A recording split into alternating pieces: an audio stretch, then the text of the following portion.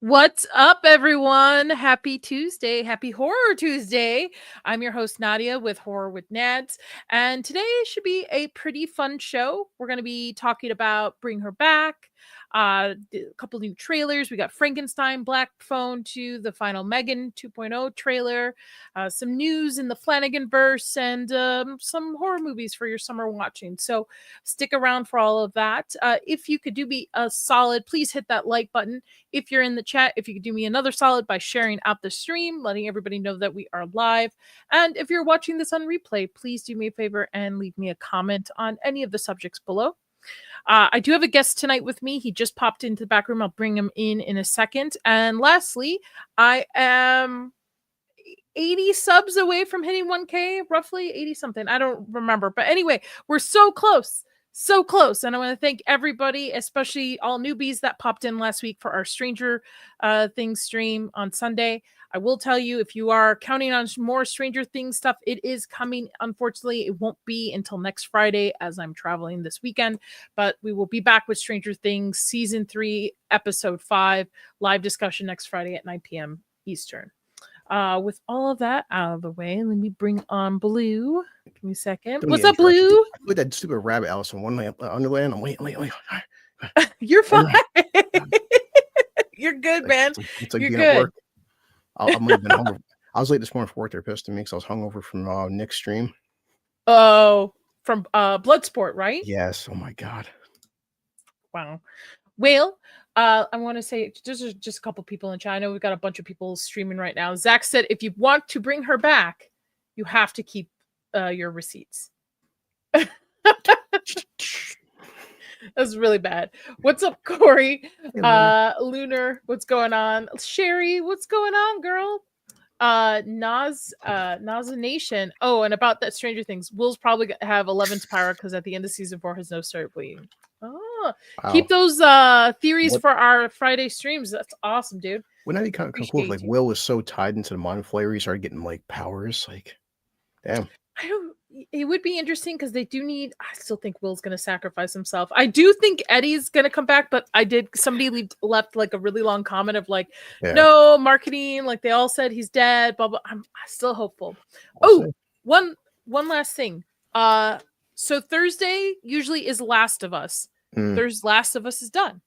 So there is a poll in the community tab on the YouTube side to choose what we're going to cover next. So we've got Channel Zero, which has 4 seasons, but each season is a different story. So it's not like chronological.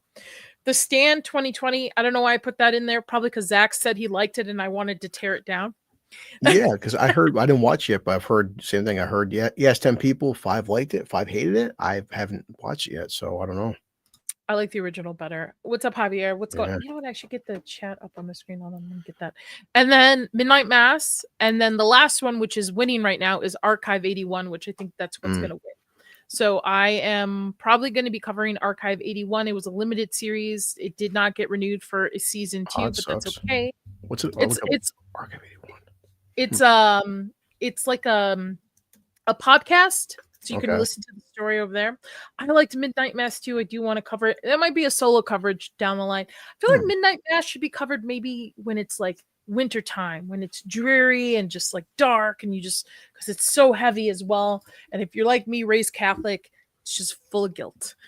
Full of Catholic guilt all over it. Oh, so this is on Netflix then. Okay. It came out in January. It was originally a like back in the day when they used to do radio shows, like radio syndicate shows, where it would be like storytelling. That it's a podcast that was done like that got made into a show, but then got canceled. It was really good. Me and Zach's really enjoyed it. It got like almost 90% Rotten Tomatoes. I mean, fans liked it. You want to join next Thursday for the panel, same time, 9 p.m. Eastern. Yeah, we're going to do episode by episode. Figure fill in because I do want to cover Alien Earth when it comes down to it. And then I do want to cover Welcome to Derry, which is the other one that should be coming out at but that's towards later on the year. It's like you said, the trailer is kind of like iffy. I mean, I'm happy to see Bill Skarsgård, but I just wonder if like having him as Pennywise, is that going to save that show? No. And I was very hopeful for it. I was like, man, they're smart. They're going to go in and they're going to do the history of dairy, and we're going to see the big, massive events that Yeah. you get like a glimpse of in the book, except for now we're just copying and pasting. Excited for Stranger Things. By the way, this is Glenda Hester. I just briefly changed my name. What's up, mother Oh, of that's Gothel? awesome. Mother of Gothel? Gothel. Gothel? What's up? Oh, good. Yep, Stranger Things. I will say Sunday show was so much fun with everybody about the Stranger Yeah. Things trailer and stuff. It makes me more excited to cover it and more disappointed that we can't do a show this week because I'm traveling. Well, But it's okay. as I've always said, it's fun. This is back in the day with the whole water cooler shows where, friends would sit down and like Monday morning, you talk about the latest episode of the latest TV show, and then you sit there in break room and everyone would be theorizing and guessing what's going to happen next. And that's all premise to be on YouTube. It's like not about the money helps out, no doubt. But I mean, I just want to hang with friends. Well, it's interesting because we're able to do the water cooler talk, even though some of us have seen all the way up till the end of season 4. So, which is great. And I hope Tooney doesn't binge it. I hope he just sticks to like an episode a week because I really enjoy him asking questions. And Yeah. we all know some of the answers were like, oh man, wait till you get to that part, my guy. You'll see. So it's been great. So that being said, let me change the banner. I do, because I think we're going to need to talk about spoilers for this movie. So give me 1 second. And as I told you, it's on Netflix. I did watch again, Talk to Me, and I forgot. I Mhm. really, really liked that film. I like the premise, the originality, and I was telling Gordon this earlier. I was like, and horror is such a great genre because you can make like a $5 million movie, and studio executives are stupid. Everything should make $1 billion. No, if say Talk to Me does 80 million, but if it costs 5 million, that's a huge win. But they don't look at it like that. They think it's got to be Mhm. $1 billion or $2 billion to make a profit. But horror is such a great genre because everything's been done to death, possessions, demons, but like at least Talk to Me was something original in a sense. Yeah. Hey, Jackson. I agree with you. Oh, what's up, box office brawler? What's up, dude? Isn't it past your bedtime? I'm just kidding. I'm not gonna bust your balls like Toxic does. He covered something tonight. Let me look up. I think he's Godfather with Kyle tonight. Yeah. Check this out. These things. These are cool. These are little VHSs. Nice. That are magnetic. So I put them right there. I know. I miss VHS. I don't know why. I still. Oh, we had it good. We had it so good. All right. So Talk to Me was the I think it's Philippi or Filippo's brothers first movie. Danny and Michael. They're Australian. They're YouTubers. They were YouTubers first, and then they did Talk to Me, which was a success of 2023, I think. It came out in 2022, actually. Yeah. It's already been 3 years. 2022? Oh, sorry. Well, okay. So for America, for America, it was July 28th of 2023, but it came out overseas in 2022. Oh, well, yeah. Right. Black Phone trailer hurts to watch. Bringing Ethan Hawke back from this is such a stretch. You know why? It's probably because Nightmare on Elm Street. I almost said Nightmare Before Christmas. Nightmare on Elm Street's rights have been in fucking hell. So that's probably a script for Nightmare on Elm Street. That they're like, let's just. The only thing about that, because like I could see that angle, but like in the first film, the ghosts are present, and it's kind of fun that they have to fight him again, and I like Ethan Hawke playing a bad guy, so I want to give it a chance. If anybody's ever read also Joel Hill's stuff, who wrote the Black Phones short story, books and stuff, this is kind of in his vibe a little bit. But we're gonna get to the trailer later. Let's talk about one of the things that we're here for, and let me bring it up because I like visuals. It's Michael and Danny, Philippi. Let's go with that. Yeah, but Black Phone already had a supernatural element, didn't it? Yeah. We'll get to it, guys. I promise. It'll be the first trailer we pull up after we talk about Bring Her Back. I swear. Okay. Bring Her Back. Talk to Me deals with, I think, a couple themes throughout it. I think it deals with addiction. I think it deals with addiction to multiple things. It could be drugs. It could be the dopamine we get from social media. Social media is a theme amongst youngsters of always having to film everything and not reacting properly. Like, in a sense, people who pull out their phones to watch somebody have a car crash instead of actually calling 911. And then there's the theme of grief, which I think is stronger in Bring Her Back. But Talk to Me though supernatural, felt very grounded in it, if that Yeah, makes sense. and that's yeah, when I first watched, I'm like, "Wow," because it is the age of, digital media and, social media, like, if there was some kind of actual possession hand and people would, like and who would believe it? Mhm. It would just be like, "Oh, yeah, you guys are just faking it for likes and clicks on your Instagram. No one's gonna believe there's some supernatural ghost hand, like, yeah, whatever," and like you said, people are filming it, people are having seizures and dying and are coughing up blood, and, "Oh, yeah, well, it's all part of the show. This is fake." No, there's nobody would believe this stuff would actually exist if it was happening. That's why I'm like, talk to me like, yeah, this is realistic. People would be filming TikToks, like Yeah. No, I agree with you, and I didn't watch Talk to Me until last month, mostly because when it was released, my mom passed away, and some of my friends were like, yeah, "Listen, it deals with a very heavy tone of, like, a mother passing away. You don't wanna watch this right now." So yeah, kudos to those people who helped me kind of wait on it. I did enjoy it. This this type of horror that these brothers are doing, which we're gonna get to also, they're getting a little bit of backlash because, really? oh yeah, they're getting a ton of Oh, backlash. People think that they shouldn't have this much stardom, and like, oh, why are yeah, YouTubers becoming filmmakers and stuff? And it's the dumbest thing ever. yeah, People don't realize these kids actually like worked on film sets. They worked on the Babadook. They've grown up with this stuff. So like, yeah. this is not unknown to them. They're just not. They're not. And no shade to Mr. Beast, but they're not like Mr. Beast who just kind of like, you know what? I feel like being a race car driver today, and then Oh, yeah, does it. yeah. Or the Pauls in a sense. Oh god, He's yeah, they're different, but we'll get into it. But yeah. Talk to Me, I think, is a great freshman film. I thought Bring Her Back was better. Oh, agree, and yeah, it's definitely this is two directors that are just it's one thing making YouTube videos versus Mhm. making an actual movie, and now and like anything, just time and practice and trial and error, but you can tell they're getting better, and if this is the second film, then what's going to happen next? What's the third, fourth film? So you can see these guys they're really good at their job, and they've improved. Yeah. They there's two scripts right now currently that they've written for Talk to Me 2. Okay. They don't know which one they're gonna go with yet.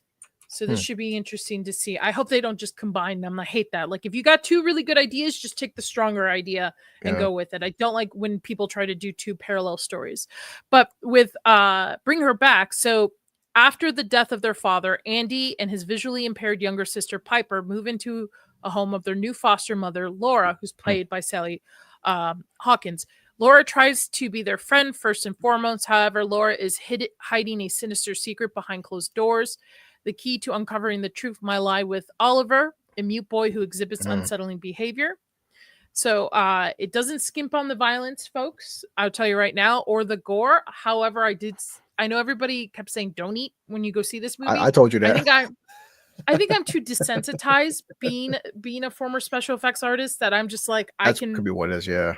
break it down a little bit easier. There are some really, but for like, and I don't want to say normies, but for like people who don't like, even reviewers were all like, "This is the goriest film I've ever seen." This is a, and I think it's gory in the sense that it takes realistic wounds, Mm, things that could realistically happen to somebody, and do it to themselves. yeah. Uh, I thought I thought the guy who played Andy was the weakest out of the 3 main Yeah, characters, in okay. my opinion, Yeah, I'll go with that. Yeah. but Sally Hawkins is Laura, Mm. outstanding. You, like, root for her demise, at the same time you feel sympathy for her. Well, what's cool is before walking into this, and sometimes marketing can make or break a film. When you watch a Mhm. trailer for Bring Her Back, it's a 1 minute teaser. The trailer makes it out to be. I thought I was walking in to see like a version of The Omen. It's like, oh, there's this creep. The Yes. trailer, all the trailer shows is this little kid Oliver and the supernatural elements, and something's going on, and like he's all creepy, and the mom's like, watch out for this hidden secret. And I'm like, okay, we're getting some kind of Omen spinoff or something. However, boy, and I actually kind of like that because I wasn't expecting a certain film, and I got a way different film. Like this film does a whole 180 from what the marketing is, which I found that fun. Yeah, I saw it in an empty theater by myself. Oh wow, I think it was just me and my son probably about half sold out. But I mean, like I said, a couple times, yeah, everyone's like, "Oh God, raw." completely empty by myself.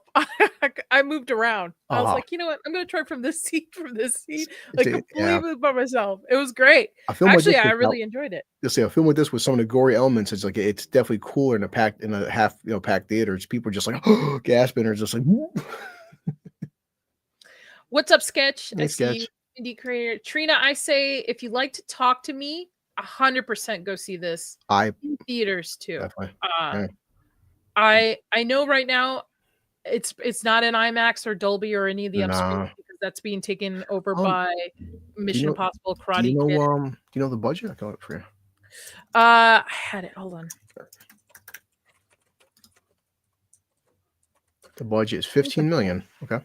yeah, and how much did they make opening weekend? 7, so I mean half that, but again, considering you got Lilo and Stitch and Mission Mm. Impossible right now, so, you know, And this is a particular niche, to be honest. This is not like definitely. a bit, and there's not, other than Sally Hawkins, which some of us know, there's not like a big name tied to it, like versus Sinners, which has Michael B. Jordan in Oh, it, you definitely, yeah. know. But if you like to talk to me, I highly recommend this. Now, this movie, and for those of you that are parents in the chat or rewatching, and Blue, you can say this, Mm, I think this would hit harder for somebody who's a parent versus somebody who's not. Like to me, it's still hit hard because definitely. of it's just a story of grief and Oh, like the yeah. worst and what the worst thing you can imagine someone Hey, could possibly bring back their loved one, but oh, it yeah. ties to the grief of a mother. So like if you have a child, I think it's going to hit you a little bit harder. So No, warning on that one. you're right, Nadia, and that's what I said, besides making a YouTube channel and just being a father, it's always funny how watch a film when you're 15, watch the same film when you're 25, then watch a film when you're 40 and you're a dad. Certain films hit Yeah. you depending on where you are in your life. So yes, this film, my son, yeah, my kid's just like dad. He appreciates the special effects and he appreciates what it is, but he's my son, so he's not looking at it from a father standpoint. I'm as a dad looking at like, whoa, it's yeah. There's certain movies that I'd watch as a kid. I'm like, why did this guy or this girl do that? Like Joel, for example, in Last of Us. Had I played the first Last of Us game, not being a father, I may have like maybe Joel was wrong or kind of a dickhead. But now I'm a dad. I'm like, yeah, Joel, get him because I did the exact same thing. I agree with you. I think like I can't watch dog movies because I have dogs now and beforehand I could. But I read through an interview that they had and one of the questions really stuck with me was so they asked with horror what makes it such a good vessel to tell a story about grief? And Danny said it's Hmm, the best way to exercise your demons. You feel like you're carrying stuff on your shoulders. You got this weight and there's somewhere to place it, somewhere to put it, somewhere to disconnect from it. yeah. There's a cathartic part of it that's the purest thing of expression. It doesn't have to be hitting you over the head with the message. You can express something very visceral way. Mhm. It's not a one-on-one analogy. Horror allows you to dive really into the real dark, really, really dark themes in a Yeah. fun way. And I will say this because we're not going to spoil nothing yet, but like, I'm sure. Have you ever seen Pet Cemetery, Stephen King? Yes, Okay, yes, so yes. now as I'm walking out, the first thing, just like Pet Cemetery, when again I was like 10 years old and it was messed up, and not being a dad, but Pet Cemetery delves into that idea of like, how far are you willing to go to bring somebody back or be attached to a person, even though Pet Cemetery, he knows he's in the wrong, what he's doing is wrong, but like that Mhm. grief of a parent, even something simple as Lord of the Rings, when I first saw it with my father when I can't remember his name now. The guy in the third film when he's putting his son in, he's about to burn Faramir, and dad's like, dad's like, Chris, that's the power of grief when you're both your kids are dead. It can drive you insane, and you start doing crazy shit where even like Pippin's like, he's like, hey, he's still alive. You're burning him alive, and your grief overtakes you, and you start doing some really strange things, but you can't blame somebody who lost everything. I agree. Talk to Me is more of a grief of a parent. To me, Bring Her Back is the grief of losing a child. Yeah, And it opens up very dark too. Andy and Piper, again, Piper's blind or visually impaired, and they stumble across their father who had like a stroke or collapsed in some way. They never really explain how he died, but he like yeah, fell in the shower and yeah, passed away. And so that they're forced to a foster home. Now Andy is like mm. 3 months away from 18, Yeah. He's and he 17. Yeah, wants yeah, and he wants legal guardianship of Piper. There is a background story of the fact that Andy at one point had hit Piper, and you find out later on it's a circle of trauma and violence in their household. mm, The father would beat on Andy when Piper wasn't around and always like cherish Piper. So there was a little bit of jealousy between the yeah. step siblings can't blame a kid if you're in a household like that. He felt, and it's something. It's not like, oh, he hit his sister and then he's not remorseful. Very remorseful throughout. Very protective of her throughout the Yes, entire movie. definitely. And his tragedy was just like, that one hit me the hardest out of all of them. Yeah. Did Yeah, you think, for her, was that CGI or just good acting? Because, like, the whole film, she purposely has one eye looking down and one eye, like, I moving think, around. It's like, I'm not sure it did, but it's a cool effect. is she So, really blind? That is the uh, question. yeah, Let's because and see. it's cool because they purposely don't give her, like, the cliche, like, blind people wearing sunglasses, so she has her face uncovered the entire film, and her one eye is constantly just moving around. Like, one eye is stationary, the other eye is constantly moving. You're like, "What the hell?" Like, that's some good special effects. Let's see. Legally blind. She In is legally blind. in real life too. Yeah. Wow, okay. That's Uh, something. da, da, da. I think that's right. Yeah. Hmm, Uh, cast. oh, that is limited sight made her. Yeah, she was born with colobom and something weird word, which Hmm. left her with limited sight, making her acting debut and bring her back. Yeah, I mean, look at her pictures too. It's just, it's no disrespect to the girl. I just wasn't sure if, like, that was some prosthetics, but yeah, she's, oh wow, okay. And she's Yeah, 14 years old. yeah, yeah. Hmm. And I like the relationship between the siblings is very believable to me in the even though them being step siblings, but the star to me this movie is Sally Hawkins, Um, 100% as Laura. yes, I mean, she's good. We'll get into it later, but the kid who played Oliver, boy, that kid's That boy, yeah. Yeah. For somebody who doesn't have much speaking role and has to Mm, basically, so okay, spoilers for everybody. I apologize. We have to talk about spoilers with this because you have to understand some of these characters. So there are spoilers for Bring Her Back. I posted. We're going to spoil it a little bit. However, I think even with the spoilers, it's a great story to go watch and see. Uh, Maybe we'll try to skip past a little bit of the bigger stuff, but so Oliver is an adopted a foster kid that Laura has already before the two of them show up. And Oliver has been showing signs and he's in the trailers and everything. yeah, Not saying due to spoilers, but hello there and the same. What's up, Gord? yeah. He's there and he has the most physical trauma done throughout the whole movie. Oh, definitely. And that's why I was asking you, Trying to actually. trying to skip past like what's happening because it is Yeah. surprising. Uh, he's the kid you see in the trailer with the shaved head and Yes. stuff. Yeah. So the movie opens up where you see like recordings of a cult trying to bring back a dead person in France. I believe it was done in French, the wording, and that is what Laura's trying to do is like imitate that ritual that she has the video recording for. And what she did is in Oliver himself is a sinister force is the easiest way to put it, like a Yes. demon or something in a sense. And what has to happen is what you learn about Laura is that her daughter, who was also blind, died, drowned in a swimming pool. So what for this thing to work is uh Piper. Piper has to be sacrificed and ate by by the by the kid, the demon, and then that will bring back Laura's daughter, Well, what who's she says too is that Piper has to die the exact same way. exact same way too. That's the key. So Yeah. it's like it's gotta be it's very specific.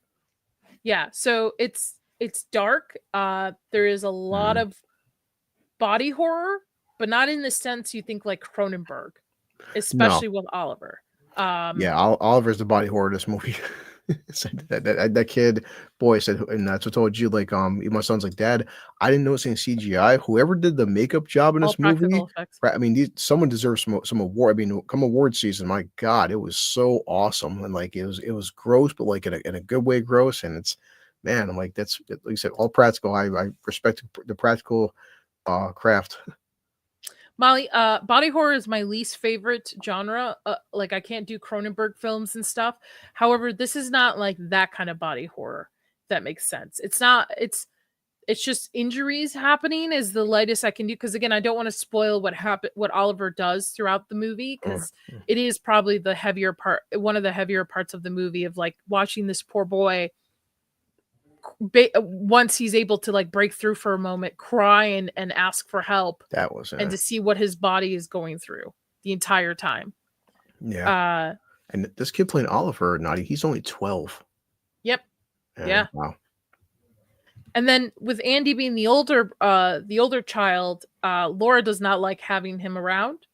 He's a pesticide. Originally, they Mm, were not going to be together because of the issue that they've had in the past with him hitting his sister in the past, but they decided to keep them together. And like the first night he sleeps, and his room is like this dusty like little room with a yeah. mattress on the floor where Piper gets and I can't remember what the daughter's name was, but gets the daughter's like Yeah. room, which is pristine on it.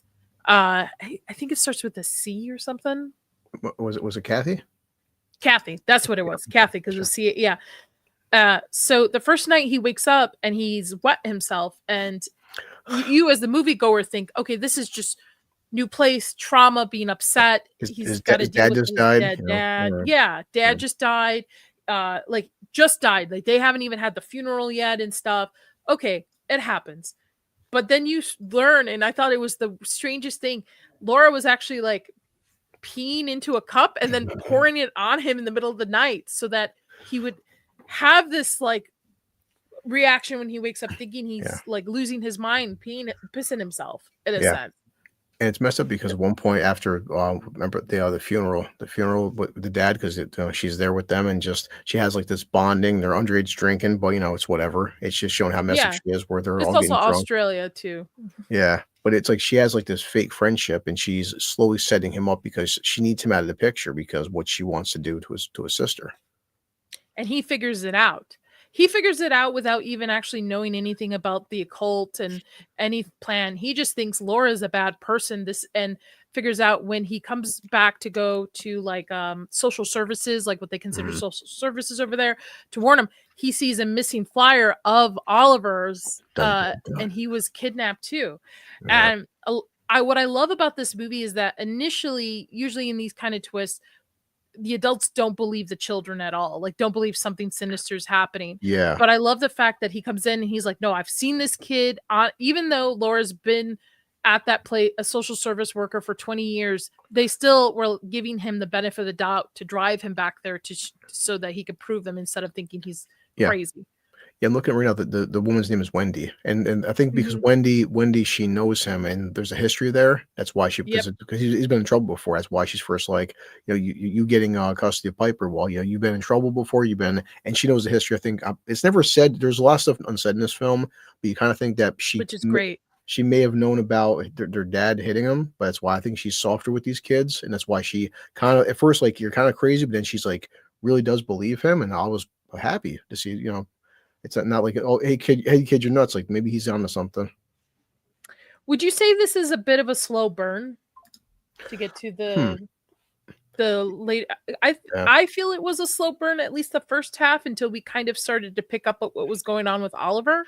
Yeah, I Uh mean, there's definitely a buildup because you're still unsure what well, I mean, slow burn in the sense that you need time to explain, like, the whole time I'm watching it, like, just what this Oliver kid, what is up with this kid? He's and I like the fact there's it, small creepy things. He's talking a certain way, moving a certain way, and then her, Sally, she's doing weird shit. I mean, it's a Laura, yeah, Sally Hawkins' Laura, but, like, I'm, like, watching it, like, I'm intrigued. I'm intrigued because there's something going on here, obviously, by the trailer. What's the big secret? I'd say a good, like, 45 minutes in, I kind of figured it out. To my kid, I'm like, I think I know what she's doing, but because and they don't over explain it neither. Because whatever yeah. was the thing that Oliver is, it's never really actually explained, and it's like there's certain rules, and I was intrigued by it, like wanting to figure out what's the mystery behind this because and there's still like a lot of unanswered questions after the film. There is, but at the same time, it allows the audience to kind of fill in those gaps, which I love. I Yeah. hate when movies put all the cards on the table and tell you exactly the lore of the creature, where it comes from. Because sometimes it's better to allow your audience to have that imagination and expand. This also is in the Talk to Me universe. So it is confirmed that Bring Mm. Her Back and Talk to Me are in the same universe together Which is on interesting it. because I wonder. I'm not against that stuff if they can do it right. And so far, these boys, if there's a way to cross over stuff, if you do it right. And so let me pull that up. I have that bookmark. So while we talk about this movie, this surprised me as a sophomore film for these guys. I Hmm, thought this was going to be good, but I didn't think I was going to like it more than Talk to Me. However, the boys are getting a little bit of backlash online. So there was one tweet that read, "Minimizing the Aussie brothers, them, for coming out of content creation is so stupid. Acting like the new movie is their first and this is some fluke. A24 has stamped them twice now. Grow up." They worked on film sets as they came up. They worked on the crew of the Babadook. She's basically telling people don't be a child. So they're getting a little bit of backlash, which I don't understand because both movies, and from what I've seen, at least in the horror crowds that I like hang out with, yeah. are both great. Like a lot of people are calling it like the horror movie of the year. I don't know if it's going to be the horror movie of the year. I'm going to be interested to see if Weapons, Hmm. how that plays out later this year. But I think it's a strong contender, at least to I be in the I top would five say or at for me, least. I mean, we're in June right now, but so far, for my money, not my favorite film of the year, but my so far horror wise, this is my favorite horror film of the year, just because of how intriguing it was, and yes, the certain unveiling of what Oliver is, and just all the gross body horror stuff, but it felt believable, and yeah, and so, and top of, and there's so many layers because at its core, it could be, hey, it's about whatever, it's about a demon, a little kid, and there's actually so many more layers to unpack than just like a stupid Mhm. supernatural demon kid. And as you said, being a parent, you start seeing Sally Hawkins going from like almost like a mustache, I wouldn't say mustache twirling villain, but a villain to happy, then to sad again, then rageful, and then you start at one point. I know you said this. You start kind of feeling bad for her. You do towards the end, because again, this is where Talk to Me is the story of a grief of a child missing their mother. This is a story of a mother losing their child. The context, I'm going to leave it pretty vague, but the ending of the movie, especially, pulled at my heartstrings Yeah. when she figured out that she was in a sense defeated by all this, right? But there's still Mm, tragedy that laid across, like um one of the more bigger deaths in the movie, that surprised me. That yeah. surprised me that they didn't pull a, okay, they're just gonna wake up and save at the last minute kind of Yeah. deal. Uh Same. I was expecting that. that Yeah. Right. Oh, that was heavy. That was heavy. Nah. And these movies are so heavy, and I'm surprised with these two boys because they they must have gone through some tragedy in their life. I know Talk to Me kind of came from the idea of one of them was in a car crash, a very severe car crash Wow. that kind of started that momentum to get that movie together. But they grief so far is a mutual theme throughout both movies, and I wonder if they're utilizing this as a vessel to deal with their own grief if something's happened to them in the past, if they've lost loved ones that are close to Yeah. them. I mean, well, some people, some of the best writers, some of the best directors, that's why people say for most kids this current generation, a generation like living on TikTok and mom and daddy take care of you till you're 25 or your whole life is on Twitch gaming. You can't create nothing because you don't understand adversity and struggles. This is why, Tolkien wrote Lord of the Rings because he was a military vet, and all this Mhm. stuff he's seen. People that write stuff like whatever, the Chris Pratt, the new Terminalist is coming out, but so, even music. I mean, some of the best songs ever is because somebody lost a girlfriend or somebody died. I mean, hell, even like Linkin Park for Chester, One More Light was about his friend, unaliving himself. And it came from such a place of grief and tragedy. Well, I wanted to show this Yeah, I guess. too on their interview. Talk to Me and Bring Her Back both tackle grief. They deal with how people cope with tragedies, two movies, but they align thematically. How do you group these two movies? Do you see them as a pair? Is one an extension of the other? Danny said, because we developed and wrote them at the same time, Bring Her Back feels just like a spiritual successor or a sister film to Talk to Me. That's why it feels that's what it feels to me. I feel like they're siblings. And Michael said Hmm. once Talk to Me finished, it felt like we hadn't gone in and out of our system. Thematically, there was still stuff to explore. There was enough there that if we didn't make it, it would have always stayed in our minds. It's one of those things where once a movie gets in your head, it won't leave your head until you make it. Hmm. Yeah, man. I mean, Interesting. I didn't get that walk into this film, but now in retrospect, if you watch them back to back, you can make that connection. I think that was when M. Night Shyamalan did the whole like Unbreakable, then Glass. Like Yeah. no one saw it. It was yeah, Glass, the second one there. Shit. I know which one you're talking Yeah. about. And there's Split Split. That's what. Yeah, 2, Split. That's and right. then Trap is actually in that universe too, and just I Yeah. think he needs to stop, but that's my own opinion. Lunar, what's up, my guy? Gifted 5 Horror with Dance memberships. Thank you. Thank you so much, man. Let me see. I got a good one. Let's see.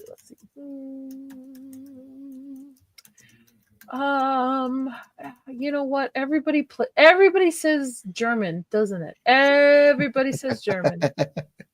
Where's the other one? Here we go. Que hables, maldito, de lo contrario te arrojaré al fuego. A la verga me vale verga, perro. Y cállate a la verga, hija de su puta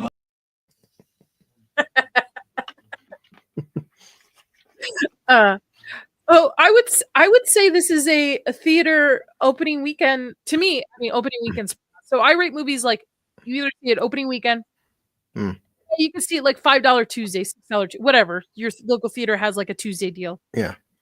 Stream it, but don't buy it. Like stream it when it comes to a streaming service that you already subscribe to, or do not even see it. Maybe pirate it. AK. Not legally, YouTube. Oh, yeah. That's people know whenever I do my laser reviews, that's why I was always promoting my Regal app, because Regal, it's like you scan the barcode and like, hey, so I have over 100,000 points of Regal points that I didn't realize I had. I'm at 45,000 right now. I will tell you, I will be seeing every movie this summer just because I'm going to go see Dangerous Animals. I'm going to see 28 Days Later. The only shitty thing about it is it only allows you to see standard. It doesn't allow you to get it doesn't allow you to buy like an IMAX ticket. Yeah, well, for me, it's like if I scan it, like if I scan the IMAX, it'll say like pay $4 for the upgrade. That's what it does. Oh, okay, okay. Then I'll try that. But it said I'm not sure your area, but like I said with me, like right now, like I said, I shield this because it's $24 a month. Right now, just a ticket for me alone, a 2D ticket is $19 for one film 2D. So I might as well spend $24 a month and just pay for unlimited.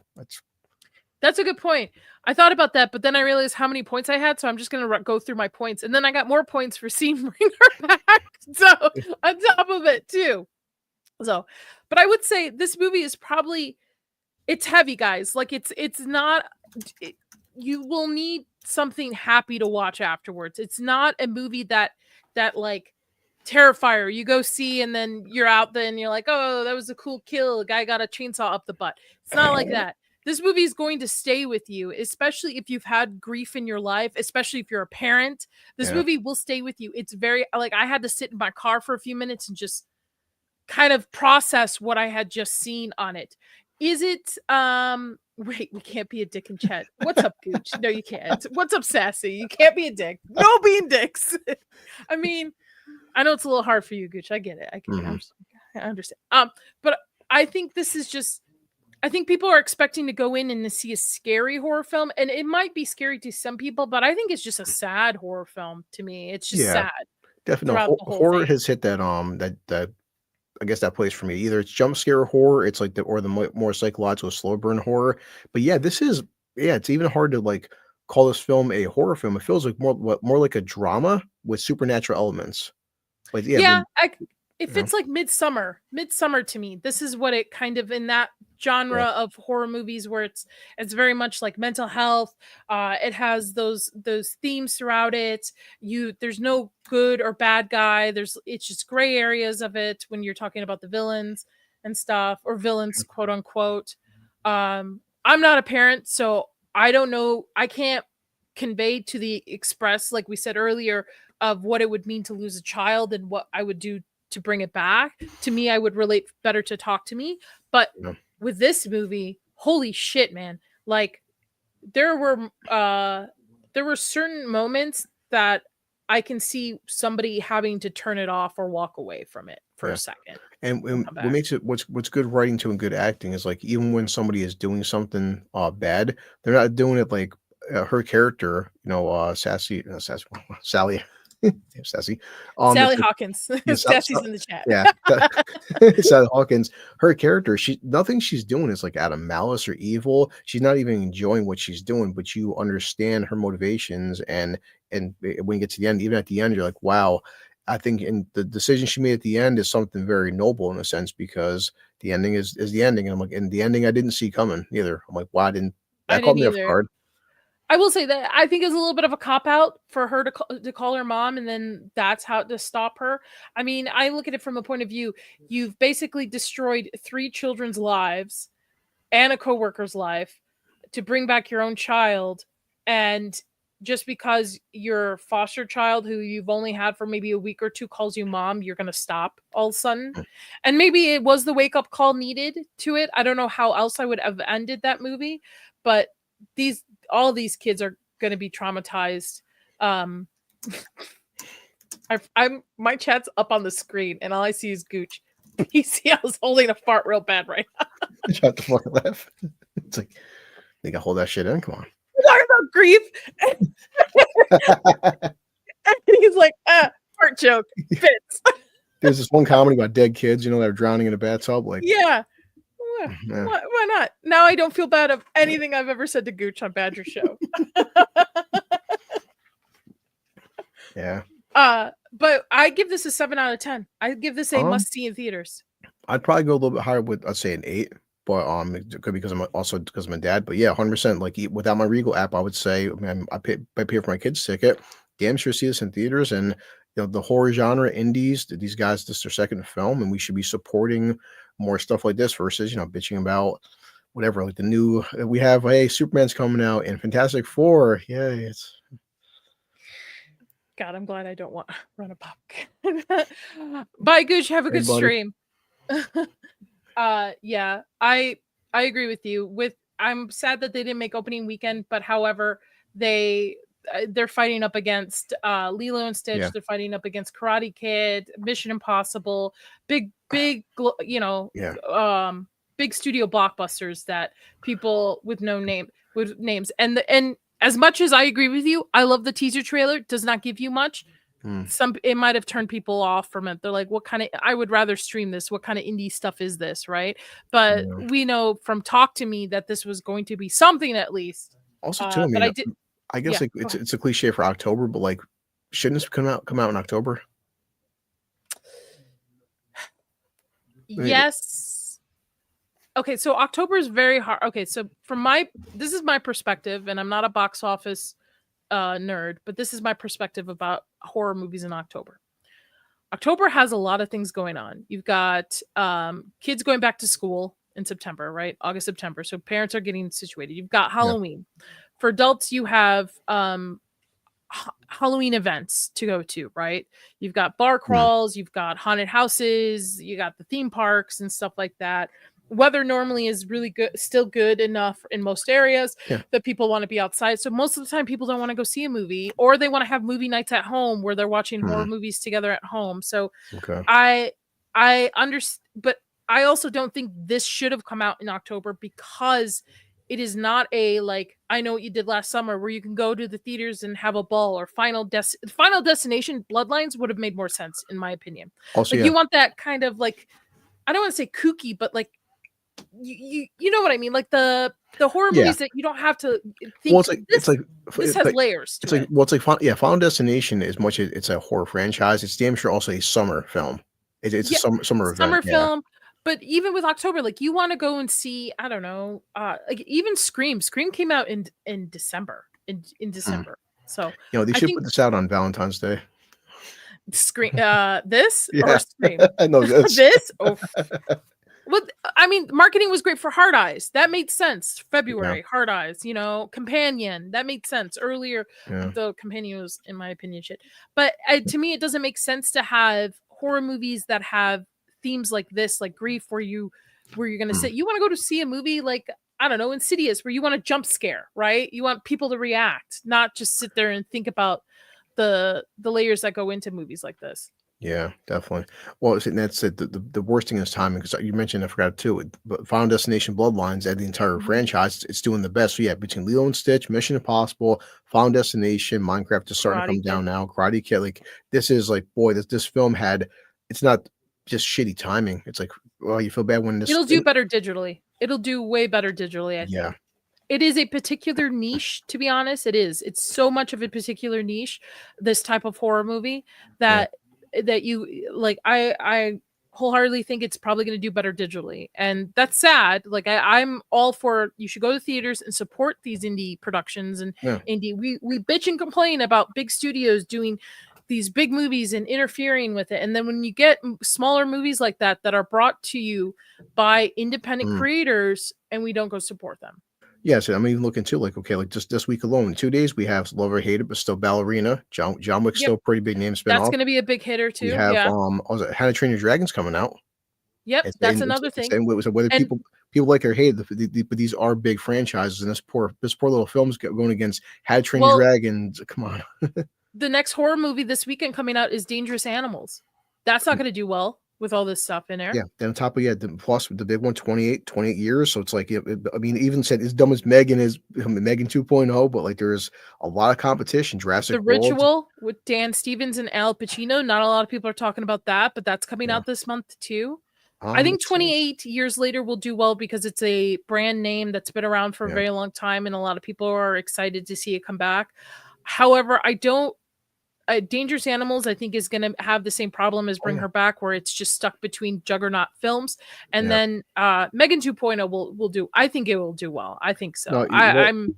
Yeah, no, you're right. I'm checking my Regal app. It's like there's Thursday showings for Dangerous Animals at 7 p.m. But also it's about a serial killer who uses sharks. But then also Ballerina at the same time. So it's yeah. It's just like that's sometimes we're in that point now with the summer. Summer is always a hard stuff for movies because most people don't want to go see 4 or 5 movies a month. We always keep saying YouTube people and film fans, yes, we do, but the average person, like they said, sees 2 movies a year, if that. And having all these films come out in the same month is just it's suicide for certain films. I'm going to see most of these films, even films I don't cover on the channel, such as like Fantastic Four, Superman, Jurassic Park. I'm going to be seeing these movies. I Know What You Did Last Summer, which I'll cover on this channel. But I live in Vegas, where it is now monsoon season, where it is the hottest and the most humid part of the year. So going to a movie theater makes sense for us Las Vegans. Because like that's AC. You're going to sit and watch a movie. To me, I can go to a movie Sunday and watch like 4 or 5 movies at a theater. I don't like, I love it. I love it. I get my little popcorn, my little drink, and I love it. But some of these movies just are going to lose, and I think they're going to do better in digital. And it's sad to say they are going to do better on digital with like Bring Her Back. I think Dangerous Animals will have that same problem. I think The Riot, the Ritual with Dan Stevens and Al Pacino will have that problem too. Yeah. Plus kids are out for the summer. They're not going to want to go see these. You can't bring a kid to this. You cannot bring a kid to Bring Her Back. Yeah, and like Toxic said, with also Weapons is coming out. I mean, Weapons is August.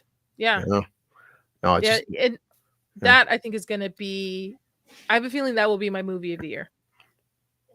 I mean, a trailer. And funny part, watching this, he showed the trailer for Weapons. Yes, even the trailer, just like, boy, that looks. I'm actually excited to see that. That looks at so much promise with that movie. It only loses 1 point for me because there's Julia Garner in it. But other than that, I think it'll be my movie of the year. We'll see. That's our Silver Surfer. Right now, I would say my top 2 movies are Bring Her Back is number 1 and Sinners is number 2. Even though I think I scored Sinners a little bit higher, to me, I think I would watch Bring Her Back again in theaters. Maybe I would watch both of them in theaters. They're kind of, but the problem is they're both different types of horror movies. Oh, definitely. Yeah. I mean, Sinners, obviously, Sinners has vampires. Simple as that. This doesn't have like really. There's a supernatural element there, but there's no real horrible monsters trying to kill you kind of thing. It's like, it's Oliver he's a supernatural being, but it's not like it's a big scary monster coming at you. The effects for Oliver probably were the best I've seen in a long time. So a couple of different things happen to him. He like eats wood, tries to eat like a counter, and his teeth crack off. That was great. Another one where he like tries to eat a knife, literally tries to eat a knife, and it like cuts up. And then what's awesome is the sound effect. I don't think Sinners is going to be the biggest movie of the year. I actually think Wicked will be the biggest movie of the year, and that's November. It's between Stitch, but also it's still Avatar 3 is coming out this year. Oh fuck! I forgot about Avatar. I don't care about Avatar. That's why. Well, in terms of box office, though, it's like it's between Stitch and Avatar. Throughout this whole movie, Oliver's trying to eat himself. Throughout later in it, and where he like rips. That was the best one I've seen, where he like bites down on his wrist and rips the skin right down the arm, just like pulls it right off. And I loved it. I was like, this is awesome. This is so cool. I think I'm and I said it to myself in the theater by myself. I'm like, wow, I'm really desensitized. Yeah. Yeah, I mean, I'm watching as an adult. I'm like, yeah, I know it's special effects, but it's so like it's the visuals and the hearing, the tearing, and also the sound effects help. Like you said, when the part where he's chewing on a knife, before you see, you can hear it. I'm like, what the fuck is he doing? And you just hear, we're like, oh shit, and it's so disgusting, man. Yeah, yeah, and just even the physical change that he goes through too, as well, is very interesting too. Like all the vein work that they've put on and stuff. Kudos to whoever's the special effects artist on this movie. Great. I think he probably the same person from Talk to Me. I would not be surprised at all. I'm excited to see what the boys do. I think people should stop hating on them for being content creators first. Artists are artists. There's tons of people who've started off as content creators who grow to be directors, writers, and stuff. Hell, I mean, even Critical Drinker right now is putting together what he did a short movie, and now he's doing another bunch of them. From the last time I saw his girlfriend. So like, people need to stop hating, and to me, I think this comes from jealousy, to be honest. And I call it like it is. I think people are just jealous that these boys are actually doing movies that people are enjoying and that people can relate to. And instead of getting off your ass, you're just going to complain about these guys. Get off your ass if you want to be a creator. Do shit. You got to start somewhere. You got to start somewhere and do something. Paint, draw, write, whatever. Get it out there. And the first stuff is going to suck. Your first drafts are going to suck. But like these boys, they've honed their crafts. They've learned from watching. So 100%. And as I told Gord earlier with because he still didn't watch Talk to Me yet, but I told him in his chat, like, not spoiling nothing, but like, again, how many people keep bitching? Okay, sequels, requels, retreadings, remakes, this, that. You're having these are two brand new original properties. I mean, at this point, yes, Supernatural Possession or something or Ghost, that's been done to death, but these are just brand new IPs. This is a film that bring her back. I mean, we're so used to hearing about, hey, the new Mission Impossible, the new Fantastic Four, but what the hell's bring her back? What's this brand new idea? Brand new storylines. And so, as usual, people like us, not unfortunately, we don't have 1 million subscribers, but if I had a channel that was going to get 100,000, 200,000 views, hey guys, yet again, instead of bitching about, for whatever, how woke the fucking new Captain Marvel's going to be or something, go see Bring Her Back instead. Yeah, support these indie. I mean, there's a ton of indie films. There's another one that just came out. I can't remember it, but there's other, like, I cover more horror stuff, so I'm going to be more in the know of what's the horror stuff coming out. But like, go see like these indie films that are coming out in all different types of genres. These are the movies that filmmakers, and I'm not knocking any big film. Like, again, I loved Sinners. There are big Nosferatu. I love big films too that are spectacular, like speculate, whatever. They're big. Spectacles. I love them. Thank you, spectacle. But I also love little films because they have lower budgets. They have to be creative with what they have. They have to be really focused on character and storytelling to get their stuff across, versus like movies that can have fillers and just because they have big budget, big names attached to them that fit in and stuff. So yes, 100%. Please go see Bring Her Back. I think you guys will really enjoy it, especially if you like Talk to Me. Again, warning, it is very heavy with grief. If you're a parent, you're gonna relate a little bit more to it. So just be warned on that. You might want to like step away from it if you're gonna watch it, wait for digital. But I know like later on this year, and hopefully whenever you do your list, we pick our top films and horror films. This will be so far. I mean, Less Weapons beats it out, but this will be on the top of my fucking list. I think this is number 2 for me. Number 1 for me right now. Number 2 being Sinners for the movies of the year. I cannot think of any movie in the horror genre. Now, there's movies outside the horror genre I've liked so far this year, but in the horror genre, I fucking hate the Wolfman. Everybody knew this.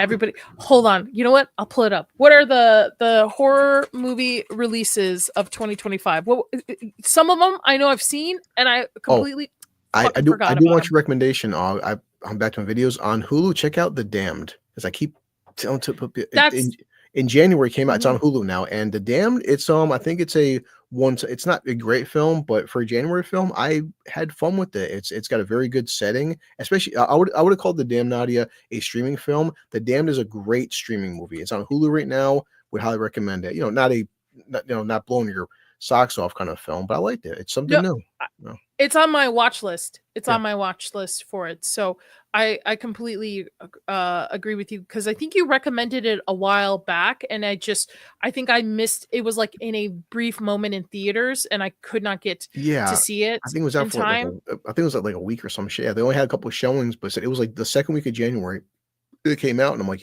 this is something cool, original. I like this. It's not, it's wish more people would talk about these original films. I wish people would too. I don't understand why people just don't. Anyway, okay. So what did we get? We had Companion, dog shit. Hated it. Predictable. Hard Eyes, cute. Not my cup of tea, but it was cute. It was fun. It's like a slasher Valentine's Day. Mm, Clown in Cornfield was okay. I read the book. I'm yeah. not a huge fan of the franchise or what franchise they're trying to create. I don't think Friendo is going to be the next Art the Clown. No, no I think way. I think it's okay, but I don't think it's like amazing. Yeah. The Gorge. That was dumb. Yeah. I'm just gonna it Yeah. had good No. potential. Like the story was there, but it just didn't execute. It tried to tell two different types of stories. It tried to tell like a spy espionage, like love story, and then it had like the Lovecraftian kind of feel. Yeah. I think that's it for this year Okay. that came Well, out so let's see, far. we also Wolfman. had Wolfman. Oh God, The funny part, I actually talked with Tox about this, but the monkey, I don't know why. I just had it. Did not like that one either. I thought it was for me. It's a terrible film, but like I had fun with how stupid it was. If that makes sense. I'm like, this is, It's Final Destination with a monkey. That's what it is. yeah, because It literally is. It is Final Destination with a monkey. When there was one scene when the freaking he shot in the fucking the front of the car, the front window glass broke and the bees came right through the bullet hole and killed him. I bust out. I'm like, this is, and the guy's got a flamethrower in a pawn shop because why wouldn't you? It was just like the monkey. I was hopeful for the monkey because it had Stephen King's stamp and then it had Oz Perkins and You know what I forgot again too. Rosario was good too. I recommend you and Vex. with David in it. Yeah, that's on my list too as well. I'm waiting. Yeah. I'm trying to see. I think I'm gonna try to see movies more often in theaters. Just the problem is like the tiny films like that only make it to theaters like 1 week, and it's like 3 days, and it's 3 days I stream or I have work or something, and I can't get to it. Maybe one day when I'm a full-time YouTuber. I mean, they put down Death of a Unicorn is A24. It's not really horror. Oh, I forgot about that movie. Fuck that movie too. also, we have to remember Until Dawn. Oh, fuck that movie too. Let's see. I was shocked. I like Vex's opinion, but I still think Ash. I appreciated the sound design and like Ash was original. I mean, it wasn't a great film, but I like to Ash's was kind of like that body horror kind of film, but that's not a great I need film. to see it. It's on my list too. I do have them recommended to me on stuff, so I do have them on the list. It's just that I just haven't had time to just kind of power through. Hopefully, I will soon. But yeah. The only two movies I really, and granted, I'm gonna say I did like Final Destination Bloodlines. I just don't like that franchise because it gives me anxiety 24/7.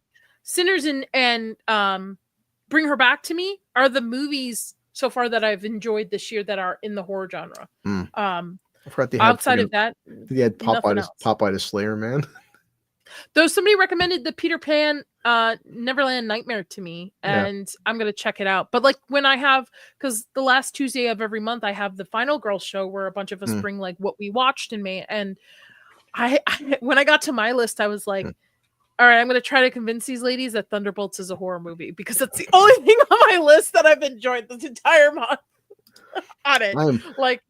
I'm probably stupidly, but I'm just waiting just out of curiosity. I do want to see Toxic Avenger just because of like the film, because it was just because they said it was so gross. It's been in development hell for 2 years. It was banned, and just because it's the whole like you can't see it. So now I want to see how supposedly bad it is. I'm not saying it's going to be a great film, but the fact that like what was so disgusting about this movie where they couldn't release it. That's what they're having problems with that. I'm like, Now I I'm think it's intrigued. I think they were more in legal issues Yeah. about it, something to do, and they just utilized that as a marketing ploy to be like, "It's the most disgusting film you'll ever see." I'm like, "Have you seen Terrifier? Have you seen other movies?" Yeah. Oh, the other movie I want to see, which I've been warned to because I don't like body horror, is The Ugly Stepsister. Hmm. It is a horror movie that came out, I think, last month. It's the story of Cinderella told from the point Huh. of view of the stepsister. However, it's body horror because, like, if people can remember the original Grimm fairy tales, like the original story of original story for Cinderella, the stepsisters actually like cut off their feet. Take Wow. that concept and make it into a body horror movie. Hmm. One Okay. of my girlfriends who knows I do not like body horror was like, "Oof, this is gonna be a rough one for you to watch." So, Yeah. I do want to check that out. I just haven't like manned up to watch it. But that being said, I want to look at a couple trailers. You're Yeah. more than Sure. welcome to stick Of around if course. you Yeah. wanna. Okay. So the first trailer I want to look at is, well, not trailer. I want to first talk about this and then we'll get to the trailer. We're going to talk about Frankenstein. Oh Uh yeah, everyone's because on Niat was talking about to everybody, and it's such a shame because like I'm sure you would as well. Boy, it just sucks. It's not getting a theatrical release. I think it will. I think it will. Hmm. His last Pinocchio got a theatric release and it was through Yeah. Netflix. I Okay. think it will. I Yeah. think it will. So two things I want to bring up about this. So this is Gilmore. Guillermo. Thank you. What's up, Mads? What's up, Hey, buddy. my flat Earth brother? What's going on?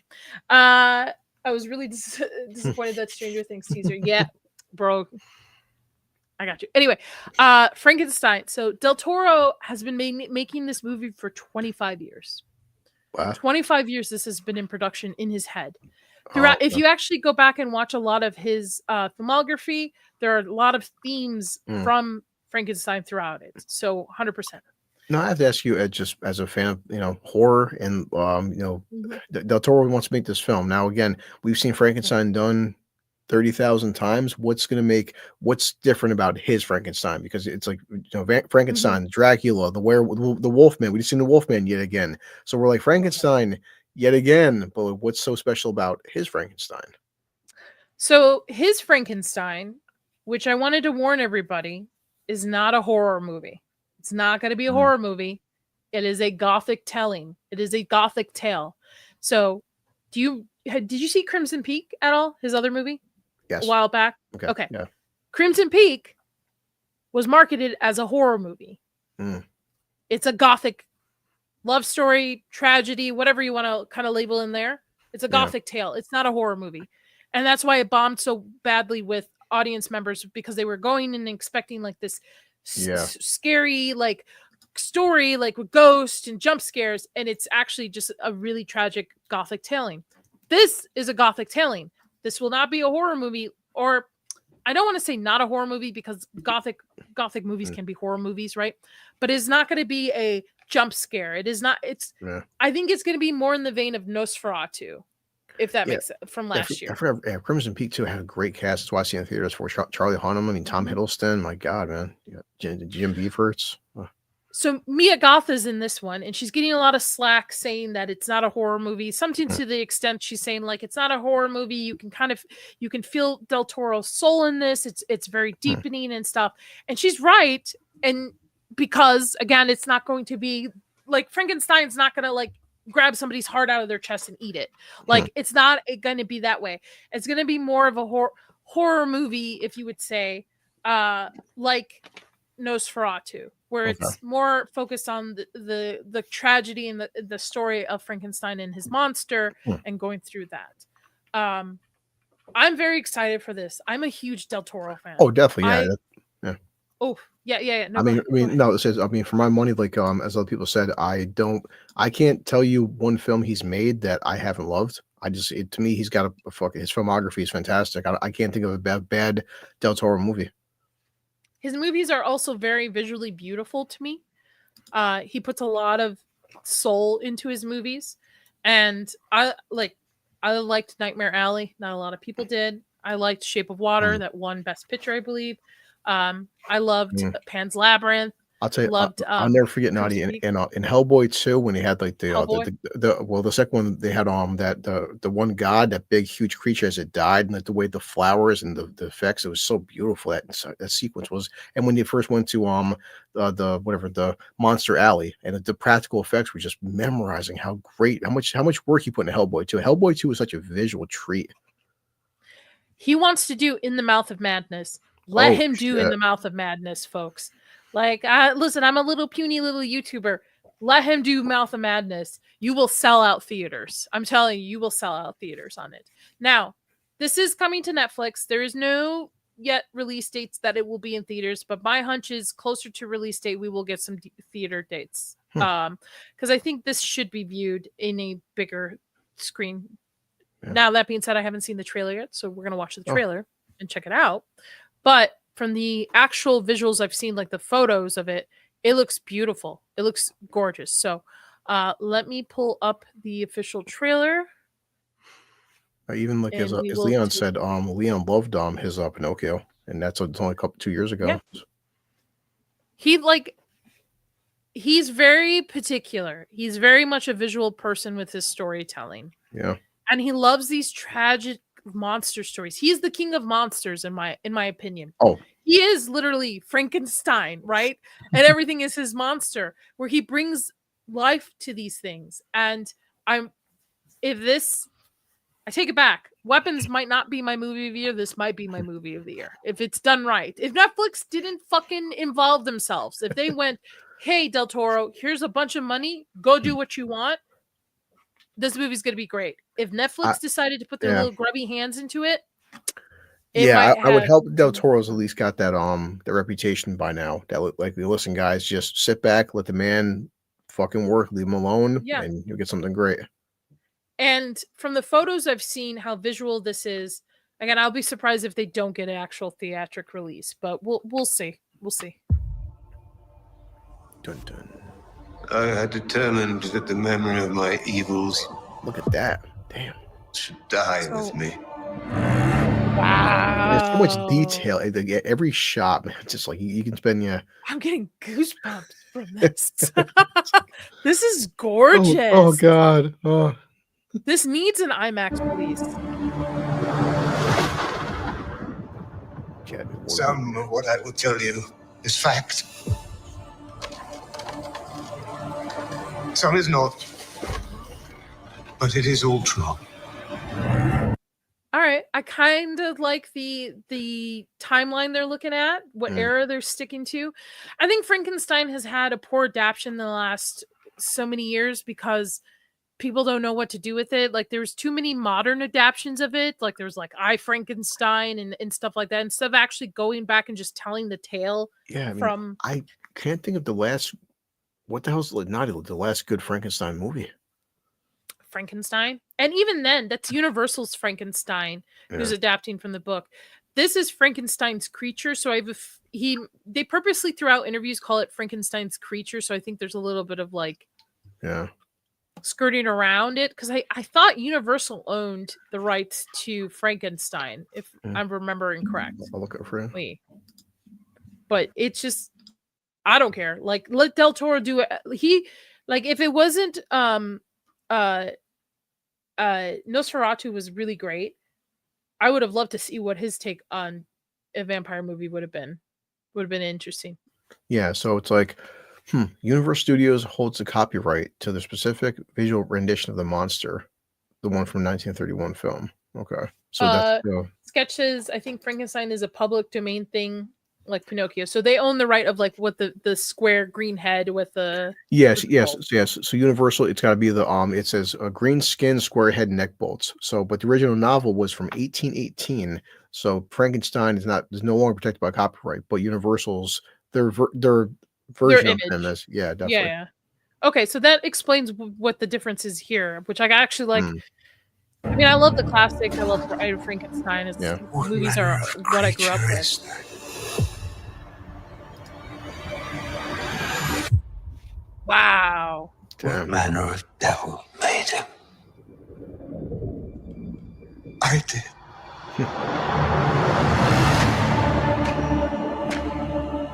Oh, I love the the gloves. Yeah. That's a great focus visual on there. That's Also, it awesome. shouldn't be said, but like, my God, I'm so glad Oscar Isaac is not gonna be known as fucking Poe Dameron the rest of his life. This man, he's so good. Like, thank God, Del Toro knows he knows good actors. Yep. He elevates a lot of. I Yeah. mean, I think Moon Knight would not have been I as good. I only had it watched with Moon Knight John. because he was in it, and like, and That's yeah, the same. and he was the Same. best part of that freaking show. The poor guy's like working with such shit material, but I'm like, Oscar is like, he's giving it his all for Moon Knight. Hell yeah, sketch in Del Toro, we agree. trust. Yeah. I'm with you, Nadia. I mean, this is 50 seconds in. Like, I'd go to IMAX to see this shit. I would go to IMAX, whatever. I would go to LA and go see it in 70 millimeter if they released it in that. I would force my husband to be like, listen, we're going to LA. I know you hate LA. Chris hates LA. I would be like, get your butt in the car. Let's go. We're gonna go. We'll go Friday night. Go see the movie Saturday. Drive home. Like, let's do this. I would drive 4 hours to see this in 70 millimeter. Oh, that's Yeah. okay. So I am a color palette fucking whore. Okay, not horror, actual horror. You who are? I love good color palettes for movies. I and just like the contrast here, and it's not showing so well on StreamYard, and I'm sure it's not showing so well on Well, YouTube. yeah, obviously, But the red to the white, it's just yeah. I love when you can contrast. I love when, and Del Toro is one of them. I love when creators and directors utilize color throughout their movies as part of the storytelling. Yeah, no, definitely. If people get a chance, just if you have a 4K television, put YouTube on, just get the 4K trailer. I'm gonna do that after this. Yeah. Yep. An idea took shape in my mind. Oh shit! Inevitable. Wow. Fucking horse. My God. And he's a physical, like, I think he tries to keep as practical as possible with his movies. Oh, 100%. Yeah. I mean, some that's what I said. If you watch both Hellboy films, there's obviously some CGI, but Yeah. Ron Perlman had 5 hours of makeup every single day, and even the guy who played Abe Sapien, Abe is 100% practical. There's no CGI. Doug Jones. Yep. Yeah. Doug Jones, who is an underrated character actor that a lot of people forget, who plays a lot in his movies too as well. Yeah. Until it became truth. Oh, the set designer in me just got wet. This is fucking amazing. My God. I'll be as crass as I want to be. Look at how fucking beautiful this is. On top of it, I think first glance, people are not going to notice all the fucking bodies throughout the floor. Yeah. You can see them in the back by the window. You can see them on the tables. You see them over here. Yeah. This bastard's a serial killer. Gorgeous. Dexter over here. The contrast of the green with it too. Yeah. This fall. Wow. Oh, look at that green. That is shit. That is awesome, man. See, that's CGI, obviously. But I wonder if it's like somebody in makeup and then they alter it a little bit or something. But what the fuck? This is gorgeous. Oh. Poor Nadia. Nadia's like, I know, May. My dog just came over and was like, "Are you okay, Mom? What's how you going doing? on?" I'm okay. I'm okay, Bubs. I'm okay. Sketch, good call. From Final Fantasy VII. Never played Final Fantasy VII. No, I don't. Yeah, because 8. Yeah, basically, Genova is the main bad guy's called Sephiroth. It's his mother. His mother's this alien being, and it's got that epic tone to it. And how much is the budget on this? Can you look that up? Yeah, sure. Okay, May. Down. Good girl. Good girl. Here, come over here. Come here, so people can see you. What's going on? What do you have to say about Frankenstein? No fucking way. How much was it? Go ahead and guess, because 120 million? Lower, way lower. 80 million. Lower. 60 million. Lower. 40 million. Lower. I'm not shitting you. 20 million. 25 million. Holy shit. I'm like, there's no fucking Okay. way. Now, I might eat my words on this. I'm fully ready to admit this. But you motherfuckers who need like $300 million to make your fucking mean- little shitty CGI movies, and this guy can make this on 25 million. That is crazy. Sketch is right. I'm telling you, boys. Del Toro knows how to make it. Yes, May. I'm sorry. Man. I'm getting her too excited. So now she's like, what's going? Hey, it's okay. It's okay. We're just watching a movie trailer. I'm okay. Yeah, I mean, like you said, just watching like a first minute, only wow, 25 million. That is. I said, if I had some fucking. Jesus Christ. I'm sorry. May. Okay, May. Hold. Check it out, May. Okay, now you leave. Thank you. Yeah. I love it. All right, let's go. Wow. Oh. My God. Okay, I want to stop it there. Hmm. Oh, this is where Blue went. Peepers. What's up, Peepers? In seeking life. Ooh, hold on. That's Jacob. I forgot his name. He was in Saltburn. He was in Euphoria. Jacob Elroy, something like that. A very British name. May, what are you doing? What are you doing, Mums? Come here. You want to hang out and stream? You got to hang out. Yeah, Yes. it says Jacob Elordi. Yeah. Elordi. Yeah. If you actually look at him, like he does not look like somebody I would say would be my first casting choice. I think he actually replaced somebody. Who was the original casting choice? Hold on. He was, I didn't know Christoph Waltz is in this, which I love Christoph Waltz. Who doesn't? Charles Dance's in this? Really? Sure. David Bradley's in it. Okay. Jeez. Okay. Andrew Garfield was supposed to play Frankenstein monster. Wow. Okay. But he was replaced by Jacob due to scheduling conflict caused by the Sage strikes. Okay. So that's why. Andrew Garfield getting his slow resurgence back. I'm here for it. But I like this visual, like the rib cage with the power and like this. That's what I'm saying. I think some people, like, if they're expecting the traditional Universal, they're not going to be like, that's not what this is. Also, if they're expecting like something scary, like a jump scare, I don't think this is in mine's. And I'm not saying it's like Penny Dreadful series kind of feel to me on it. That kind of look. I created death. Wow.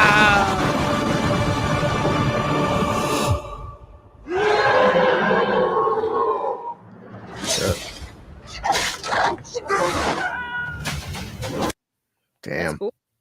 That's cool. Well, he's definitely more strong.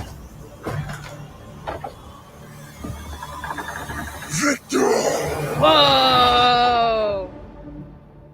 Okay. Yeah, that's I said that's gonna be definitely, if it's not the movie, it's like gonna be in the top 3 of the fucking year. I mean, it's damn. We're halfway through the year, so we've got a lot of movies to get through. I mean, we even got an Anaconda remake coming out with Jack Black and Paul Rudd.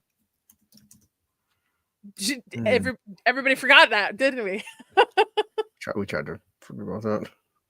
Right? There's a ton of movies coming out that are horror movies. I mean, you got Fuck, Marry, Kill coming out soon. Oh yeah, that was another one that was horrible. Fear Street Prom Queen. That was garbage.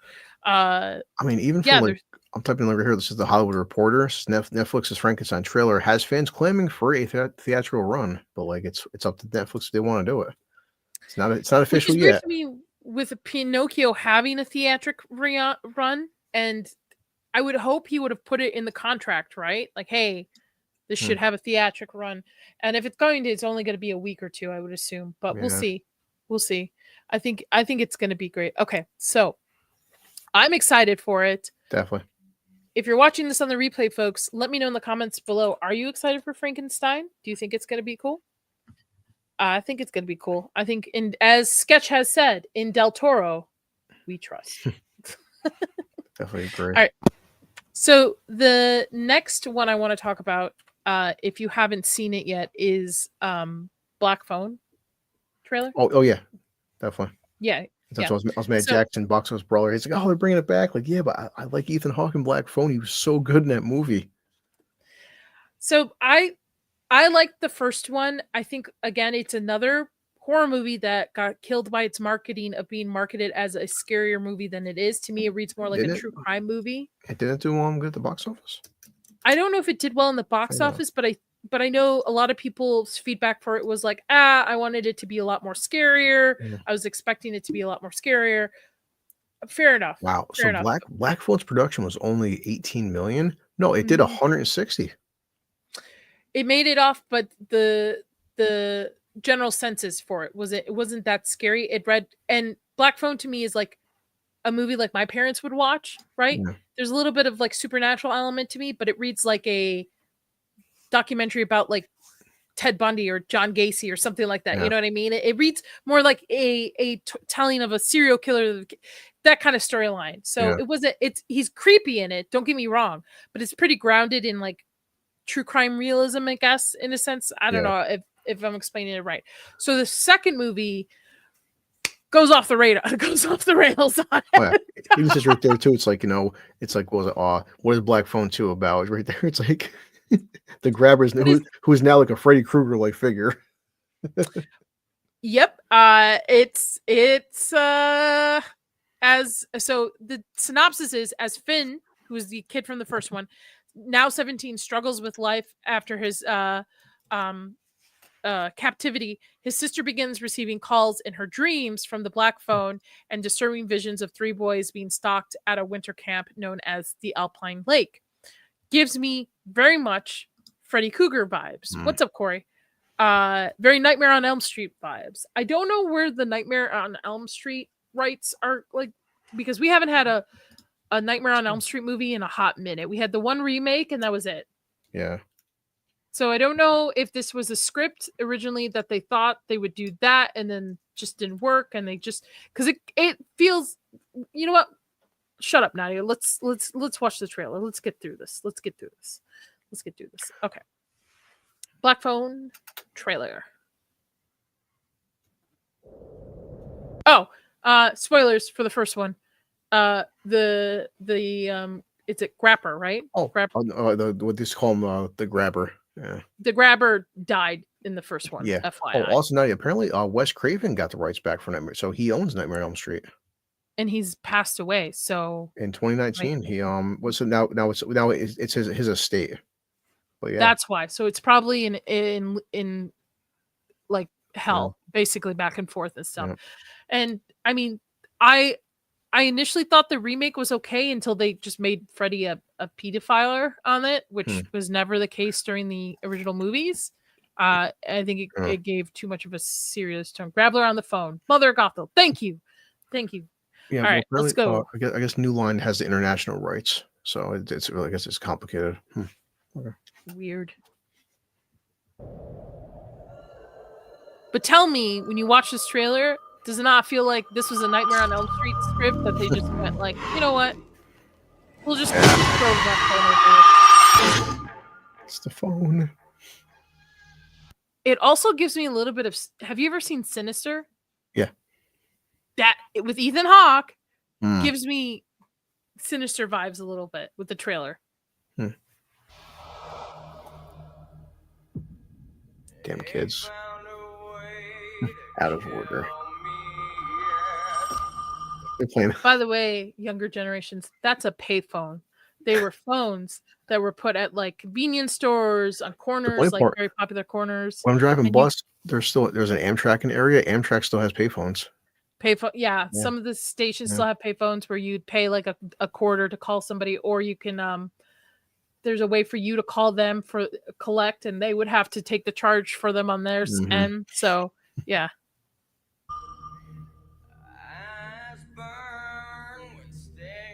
I think the first one has I had a bad dream. climactic big enough, I think. Yeah. So maybe they're going bigger with this.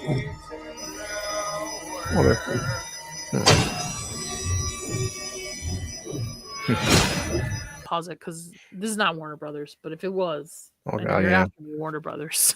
Yeah, no. It reminds me of bastards. Block my Superman video.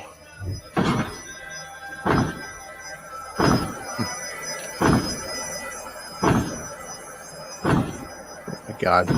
Youth camp. This is the Until Dawn that we should have gotten.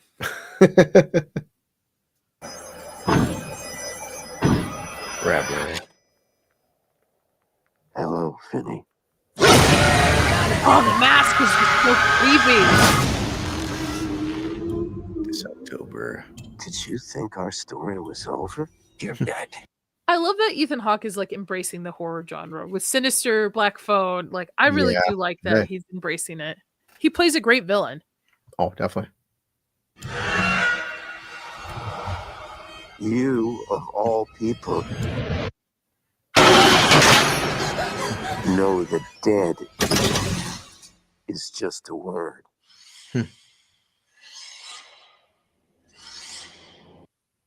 No way this motherfucker is gonna come skating up. No way. Okay. All right. Hold on. Let's see. Yeah. Am I at Halloween Horror Nights?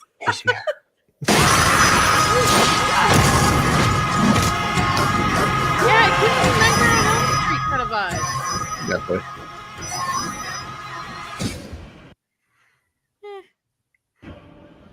Ethan Hawke. Vengeance is mine. Whoa, Nice. that was pretty good. Yeah. Black Phone 2. I'm really surprised they went with a sequel for it. Yeah. See, look, October Mm. October Well, release. yeah, because the question is, in the first film, he's just a guy, and you want him killing him. Now, like, how do you stop him now? Because he's a ghost. So In your dreams, I guess. yeah, guess we'll find out. All right. I have one more trailer, sir. Hold on. What's And I like, haven't seen this one yet.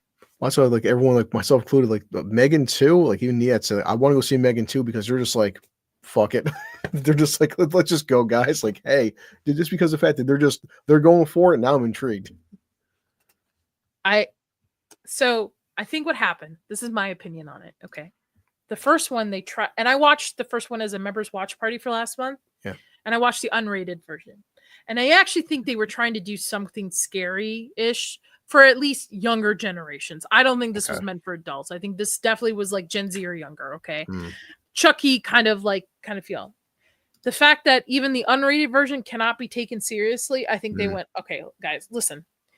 Let's just lean into the comedy route, the darker comedy route. I mean, like Chucky did that, right? The first Chucky, Child's Play, even probably the second one, a little bit more serious tone in the horror aspect. But after that, the franchise just gets more wackier. Bride of Chucky, Seed of Chucky, the Chucky show. Like everybody's rooting for Chucky. Chucky's supposed to be the villain you're not rooting for. So with Megan, everybody's rooting for Megan, right? But you're not supposed to. So I am wholeheartedly thinking they went, okay, we're going to lean into that. We're going to do Megan 2.0, Judgment Day, Exactly. Terminator 2. First one's a horror. Terminator 1 is like a stalker horror movie. Second one's more of a action movie. And that's exactly what they're doing with Megan 2.0. Some So brands, with that though, being like, said, people said the Fast and Furious franchise, boy, if you watch Fast and Furious 1, then go watch Fast and Furious 5. They just did a whole 180 and it's working out. I've never for seen them. it, but that's what I've been told. Yeah, they went from like racing cars to being like international thieves or something to that extent. Now they're superheroes. Or superheroes or whatever. Yeah. So I'm all for it. I in my initial watch of Megan, I was like, it's okay. My rewatch of it, especially the unrated version, and I think the unrated version only adds like the kid gets his ear ripped off and you see it, and a little bit more on the gory part of like the deaths that happen, but I don't think it adds much to it. But yeah, I'm here for this bitch. I'm seeing this. I want one of those popcorn. I'm so sad that I don't have an Alamo Draft House here because I would totally get one of those buckets that they have. Just check out mine. My review of my ex-girlfriend Selena, but we still talk. We both got drunk and went to see Megan, and we did a review together. And it was a very fun, especially seeing that movie drunk with your girlfriend. We had a good time with Megan. Stealing DVD players to superheroes. What's up, Roman? Well, We're yeah. about to watch the Megan 2.0 Well, trailer. It might that's be too funny, scary for you. Nadia. I like because you like 4D. We went to go see Fast and Furious 10 in 4D, and she's like, Chris, she's like, I didn't see the first 9. It's like, don't worry about it. Yeah, went on. So the Universal Studios in Hollywood has, like, when you do the VIP tour, it takes you through backstage, but it takes you through like this like 3D ride of like the Fast and Furious movies. And I was like, should I know anything? And Chris was like, no, you don't. Yeah, you don't need to know anything about we're it. watching the film in 4D, and it was like 45 minutes in. She's like, honey. I'm like, yeah. She's like, this movie is retarded, but she's like, I love it. I love those movies. Sometimes that's the fun. Some people like. So to me, that's like Deadpool and Wolverine. I think it's. Yeah. I don't. There's a lot of like. I agree with a lot of what Vex says with the story holes. But again, sometimes movies are just fun to go see in theaters, and you're just having a good time, and you just like you know. I brought my cousin, and because she loves NSYNC, she friggin' the opening. she lost it like. So I'm excited. So this is the newest trailer that released. This movie releases this month. So we've got 4 major horror movies being released this month. We've got Dangerous Animals, The Ritual, 28 Years Later, and Megan 2.0 with indies like spread through. But those are the big 4. I'll be watching all these with you, Nadia. Yeah, I'm game, man. I'm game. Yes, it's me. What a shock, etc. My path to personal growth has been paved with disappointment. I think we can agree that my biggest mistake. So I'm going to Orlando sometime in September for a bachelorette party, and originally the bride asked all of us to dress up as Megan for Halloween Horror Nights, but we realized it's going to be too hot to wear those costumes. Gotcha. Those things. So instead, we all have to be like Chucky themed for it. So should be interesting. Was that I cared too much? Look at that, damn. Actually, the biggest mistake you made was murdering 4 people and a dog. All right, I'm gonna put this in terms you can understand. I'm not the only killer robot. Amelia's stronger than you can imagine. And she's when I first saw the first trailer, I thought that was Elizabeth Olsen. The other shit. Kind of looks her a little bit. Now I can look at is this the actress being mocapped, or is she makeup? The Megan is I think mocapped the face because it's an actual actress for that's what I figured, both of them. The other one, this one, I think they just went with like who the actress is because she's supposed to be like the more anyone who can stop her android, including you, Jenna. Which, you know, bummer. But to get to you, she'll kill everyone you love. Oops, okay. Oh my god. Amelia didn't think of one thing though. Oh. This looks great, man. I want to see this in IMAX. I want to see this in big. I'm gonna be so drunk in the theater for this. You know what? Me too, Blue. Me too. I'll take a shot because it just takes one shot for me. I'll be fine. Me too. Here's a clue. It's Megan, bitch. Oh, I guess Cinemark's Theater has the popcorn bucket that's this Megan look with the wig and the pink look to it. You know, for a while I gave shit. Night, Penny. Have a good night. For a while I gave shit about collecting popcorn buckets because I was like, this is dumb. It's like Funko Pops. But then I'm like, I see the Megan bucket and I'm like, that's why it's like I'm slowing down. Like I want to start having less whiskey bottles, but more popcorn buckets. But I'm like, popcorn buckets save too. I've got the D20 there. I've got baby Deadpool down there. I've got Nosferatu. I made it into that flower thing over there. So yeah. The Megan one looks pretty cool. I take almost no pleasure in this. Why would you want to help us after what we did to you? I was programmed to protect Katie.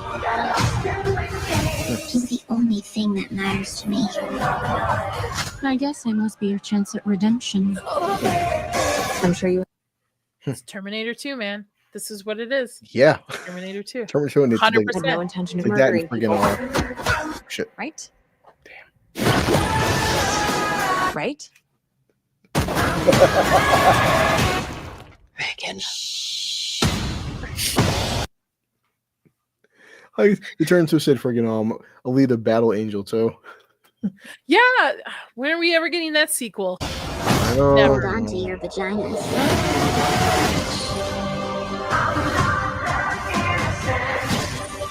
course she's that good. No matter what happens. Wow, it's definitely way more action Oh packed. hell yeah! I am Lady Gaga, the mother. Yeah, I'd forgive her too, Megan. Molly, I want you to know. mishaps. I see you. Megan? You better believe it, sister. You want me to drive?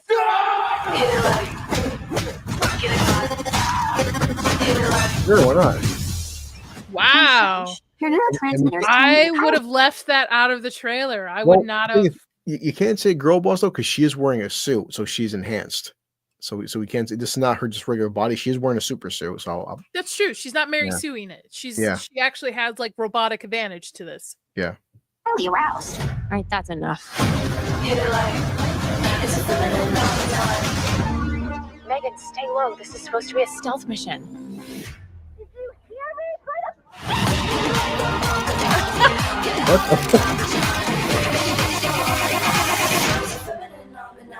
Oh, I can't wait. I can't wait because I'm going to Halloween Horror Nights, and she is a very common character to have like around dancing and stuff like that. I'm Yeah. totally game for this. This looks great. Yeah, It'll be it's fun. it's. I don't think it's not an Oscar nominated movie, guys. It's not Fuck going to be no. a movie that's going to be Well, like it- to me nominated is for the Oscars. definition of it's a popcorn movie. Yeah, it's a popcorn movie, and I Yep. bet it still does well at the box office for what it is. So, Definitely, yeah. all right. So Wanna see one the, of the, the the whole Megan verse now. Megan verse, Megan Tom, you never know. Shit. Megan verse would be cool. Okay, I wanted to talk about two things. I want to talk about the Flannagan verse. Do you know what the Flannagan verse is? Oh, yeah, Mike Flanagan. He's Yeah. he's definitely got a great. I mean, I'd say overall, they're not all 10.0s, but they're still pretty good though. His shows. Yeah, and from the I think a couple people saw the Monday preview movie or whatever AMC does, where it's like a mystery movie Yeah, on Regal Monday has that nights. too. Yeah, Yeah. and it was the life of Chuck, which is Okay. his approach to a non-horror genre, still a Stephen King short story. Yeah. But it's about a man who goes. It's basically about like life and what life means to you, and like your mortality, and like what things. So it's a very impactful movie. A lot of people said Mark Hamill is like great in it. Like it's a Yeah. So take it for a grain of salt, but that's what I heard. I like Mike Flanagan for his darker stuff that he's obviously well known for. Yeah. Haunting of Hill House, Fall of the House of Usher, Midnight Mass, Mass. which I have a huge Midnight Mass book down there that was gifted to me. And he's doing two projects that I want to bring up that are coming up. One that is already greenlit. It's coming up. We're getting it. It's the Carrie series. Well, So, if anybody was going to do it, Well, the reason why I wanted to bring this up was Samantha Sloan, who's pictured right there, who, if you've ever seen Midnight Mass, she was the big villain of Midnight Mass. okay, yeah, And I say big villain, she was the human villain, right? Because there's a vampire villain to it. She is going to be playing the mother, Carrie's mother, in the movie. And I think this is superb casting. He tends to cast a lot of actors, especially his wife, a lot of actors he's worked with. If you look at all his TV series, very repeat actors, they're all competent. I love him. I think it's great. The only TV show that he's done that I didn't even finish was Midnight Society, the teen one. It just didn't capture my attention. Yeah, that one I didn't. I think it's the one I didn't watch it because I heard things. It's not a Carrie movie. It's a Carrie TV series by Amazon. So it's going to be a mini series by Amazon. It's an 8-episode series, new cast edition. We've got Amber Midthunder from Prey and Samantha Sloan from the House of Usher as Carrie's mother, Margaret. Matthew Lillard is also in this. He got casted as Principal Gale, a couple other people. So it is going to be a reimagination story of the misfit high schooler Carrie White, who spent her life in seclusion with her domineering mother. I know there have been tons of Carrie movies and remakes and sequels, and none of them have ever lived up to the first one. I think Flanagan can do a good, dark Carrie series. Yeah. Carrie is Oh, also great. the book that put Stephen King on the map. Like Yeah. that's the first book that put him on the map for it. And I think he has a good relationship with King's stories that Yeah. he's able to adapt. I do wonder. I mean, Carrie's not the biggest book. Like, I mean, 8 episodes. That is 8 hours of a Carrie story. But yeah. It could be that they're expanding a little bit more into maybe her life in high school for a few days, or like the characters of why. I trust Flanagan to know what he's doing. He's never let me down. I like Dr. Sleep. I think Dr. Sleep is, to me, one of the best examples of taking an IP and combining it from the movie and the book, because a lot of people don't know is the original The Shining movie with Jack Nicholson is a little obscure from the book. It's not very, and it's why King doesn't like it. And then King actually adapted it into a mini series that wasn't really good. It's not good. Nah, It's he tried. it's not good.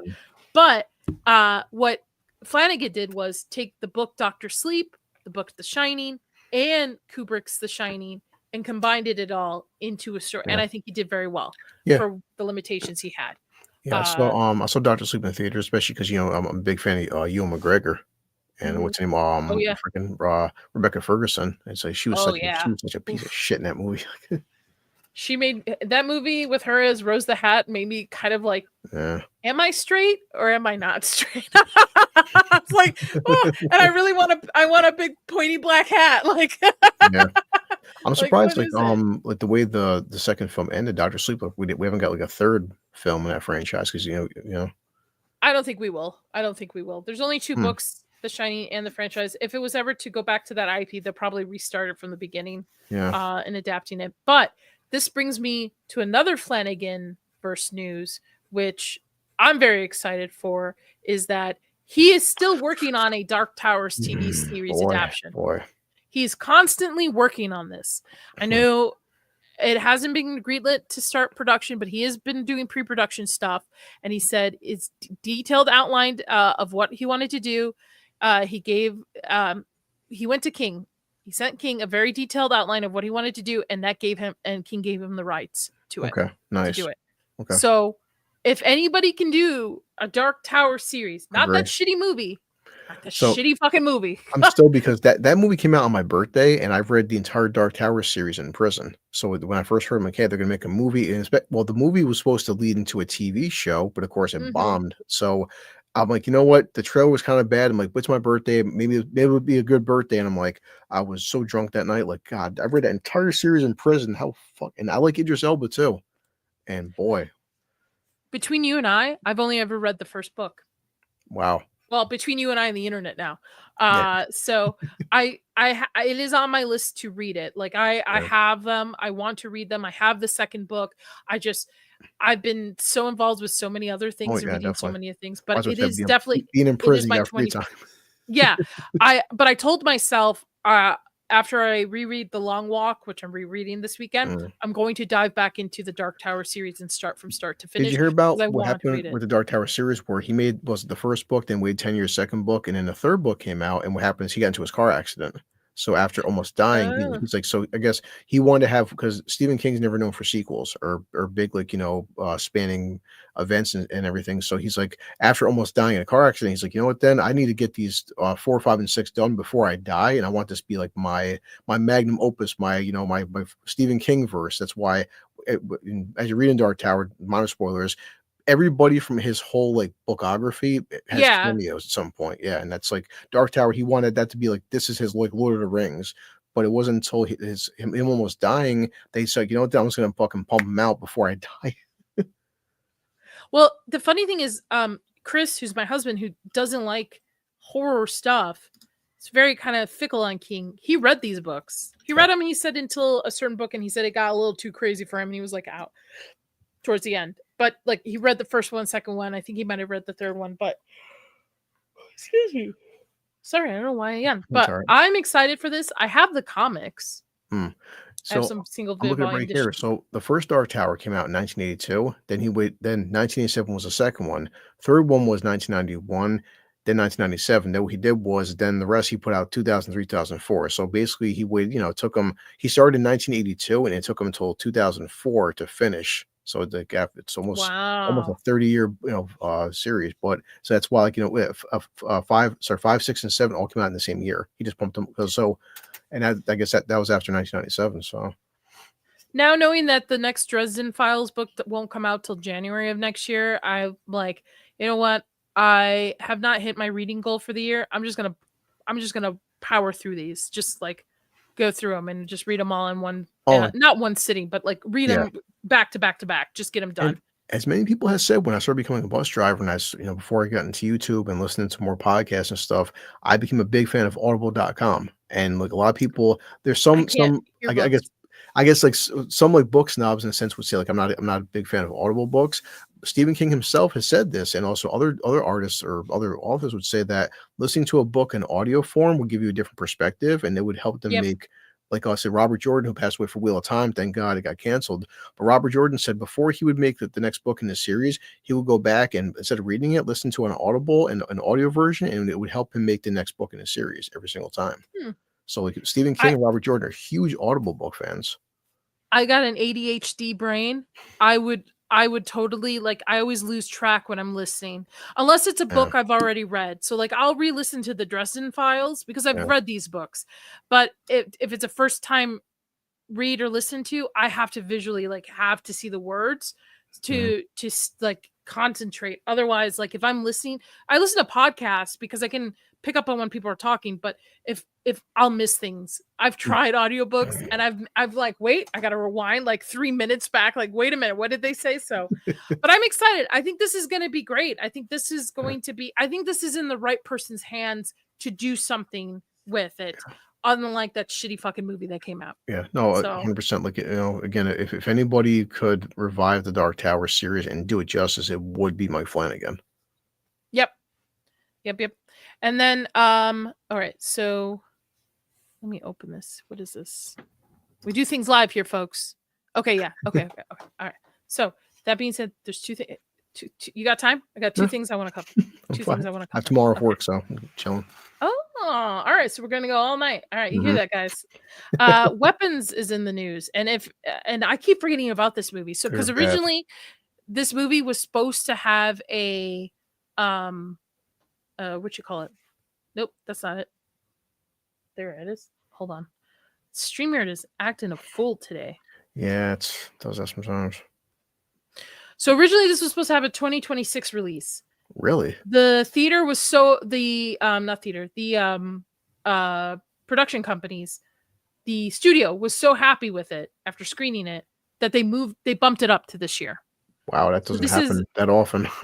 no, it doesn't. So this is Zach Kreger's second movie, his first one being Barbarian, or Mm, at least the first movie you probably would well known him for. yeah, They used his name for companion. He was just a producer on it. yeah, Don't take that for a grain of salt. But he says this film is fun, not a grim more slog, which is interesting because the trailers come off like it's going to be something really dark. yeah. It revolves around a disappearance of an elementary school kids in a small town, and just to kind of shrink that down a bit, one classroom in the school, Okay. where all the kids at the same time, I think it's like at 2:17 at night or some kind of time at night, where they all get out of their beds and they like leave, and the earlier trailer teasers and stuff, you would just see kids like from Ring cameras. You would think it was the real thing, like kids running across the streets from Ring Yeah. cameras. What's up, Del? So this is going to propel you through at least half of the movie, but that's not the movie. Who wrote the scripts told Weekly about the mystery of the missing children. So the missing children is only going to propel you through at least half the movie, but it's not the movie. The movie will fork Really? and change and reinvent and go in new places. It doesn't abandon that question, believe me, but that's not the whole movie. By the midpoint, we've moved to way crazier shit than that. Damn, that's I called this. I said, the trailer is giving us this movie, but that's not what the movie is going to be, or the twist is. If anybody's seen Barbarian, know exactly what I'm talking about. You seen Barbarian, right? yeah. Okay. Did you go in knowing what it was about, or No, did you? and that's Okay. what I said. That was the same thing with Bring Her Back. I went in, just expecting one thing, got another. But and also, like I said, these trailers now, like this trailer Weapons, the trailer is so vague, and thank you for that because it's like Yeah. The newer trailer's not as vague, but it does focus more on the missing children aspect of it. But this is similar. If you go back to watch the original Barbarian trailers, it's the same thing. It shows you one story that's happening through the movie, right? The Airbnb, the guy who's giving you all red flags, great casting of Skarsgård in that role. Yeah. And then when you actually when you actually do watch the movie, the big twist at the mid part. Actually, I think to me, in my opinion, Barbarian has two twists.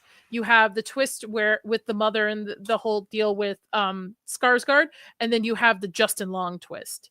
To me, so I think there's two other stories added to it. So that's what I felt Weapons was going to be. I said the trailer looks great, but I think there's something they're not purposely showing, and I'm okay with that. I'm okay. I hope they don't update the trailers. I don't want to see any more shit about it. I don't want to know anything about the other storyline. Just let me be surprised like Barbarian. Carry that on. And I think it will do well, but I'm excited for it. I think it looks good, except for Julia Gardner. She was great in Wolfman. Kreger said it's a fun movie. It's funny. It's scary. It's inviting. It's not. It's funny. He said it's a fun movie. It's funny. It's scary. It's inviting. It's not grim, more slog, and yet the story it tells is really fucked up. Barbarian was an exploration of social themes. It was me looking at the world around me. This is more exploration of my own personal shit, for the lack of a better word. Weapons is me looking within and working on myself, which I love that this is kind of clarifying it, because I think initially a lot of people themed it as to be kind of a theme of school shootings in the movie. Yeah. Like and I could see that with the initial trailer, somebody picking up on that. So again, I think we're going to get the same route as we did with Barbarian, where you're going to see one movie initially, and then there's going to be 2 or 3 other storylines that just go, what the fuck is going on? Yeah, that's fun. I mean, yeah, definitely. I mean, and this is in the same world as Barbarian. It's been confirmed. Jeez. So it's the same world. Yeah. So the mother exists in this world. So you got to think of like the fucked up shit that movie was. The mother with the whole like incest storyline and all that stuff. So yeah. And that's what's so fun with the horror genre. It's like this movie technically this is a horror film, but like there's nothing scary about it. It just seems like that more psychological, creepy horror. And then Julia Gardner. All right. Look at her. All right. One last thing I wanted to bring up, because y'all are here for the news, and I appreciate everybody. There's 43 people watching throughout X and YouTube. I saw, I think, 28 likes or something like that. Nice. Thank you, Luna, for keeping me track. You guys are awesome. Again, I appreciate every you. I know some of you are new because of the Stranger Things that cover, and I promise you we will be back next week, next Friday, not this Friday, next Friday, season 3, episode 5. So if you are rewatching the series as well, watch up to that point and then join us in for the discussion at that point. Okay, so the last thing I want to do is talk about this. So 15 horror movies that are coming out for the summer to be on your watch list. This is brought to you by Fangoria. Thank you, Fangoria. So a couple of them, so some of them I think are not on people's list. So The Ritual, June 6th, this weekend. It follows 2 priests, one questioning his faith, Dan Stevens, and one reckoning with troubled past, Al Pacino, who must put aside their differences to save a possessed young woman through a difficult, dangerous series of exorcism. The film is authentic portrayal of Emma Smith, an American woman whose demonic possession culminate a heroin exorcism. Her case remains the most thoroughly documented exorcism in American history. Wow, that's intriguing. I don't know if this is going to do well in the box office, because it's not really being marketed very well. Yeah, and the competition, there's a lot of competition. Yeah, so I'm gonna see it. I don't know if I'll see it this weekend because I'm traveling and all, but I am definitely planning on seeing this. It's a possession movie. This is like my bread and butter. I love it. Dangerous Animals, which it basically follows like a surfer who finds herself with a shark obsessed killer. So that's all I'm gonna leave it with you. It's a serial killer who uses sharks. Yeah. What else can you ask for? A serial killer who loses sharks. Come on, guys. Awesome. I mean, This one was not on my radar until I went to the Fangoria town hall last week or the week. Yeah, last Wednesday. The other, because the director was on the like Zoom call and he was talking about this. So this is a low budget horror movie, but it looks pretty good. The other was born from a nightmare from the director that he had on his honeymoon. What happens when a parent-child bonding utterly fails and the relationship becomes more dangerous? Okay. Yeah. Yeah. So this is going straight to streaming. Highly recommend from what I've heard of it and the people that have pre-screened it. I think it's going to be a fun movie to see. It has some pretty cool effects into it, I'm told. So that should be on your radar. Of course. 28 years later, June 20th, I am on the fence about this. What do you feel about this, Blue? Do you think this is going to do well? Not do well box office wise, do well like review wise, like critique wise. Well, the whole thing, bringing back Danny Boyle and funny, Gord King mentions we joke about 28 weeks. We did on my show. We watched 28 days and 28 weeks back to back just to compare the two. And yeah, I think they have to make up so much for how bad 28 weeks was that this is going to be, they're going to overdo it. I mean, in a good way. So no, I'd say there's good hype because Danny Boyle, and it's been 28 years, but yeah, it's, I mean, on top of you have Ray Fiennes, Aaron Taylor Johnson are fantastic. I mean, I think like a lot of people, I have high hopes because, well, whether it's good or bad, we're getting a trilogy. Well, I want yes, we are. It was followed up today that we are getting 3 movies. So, and I think the third movie depends if the second movie does well. It was some stupid like back and forth. Let me pull it up.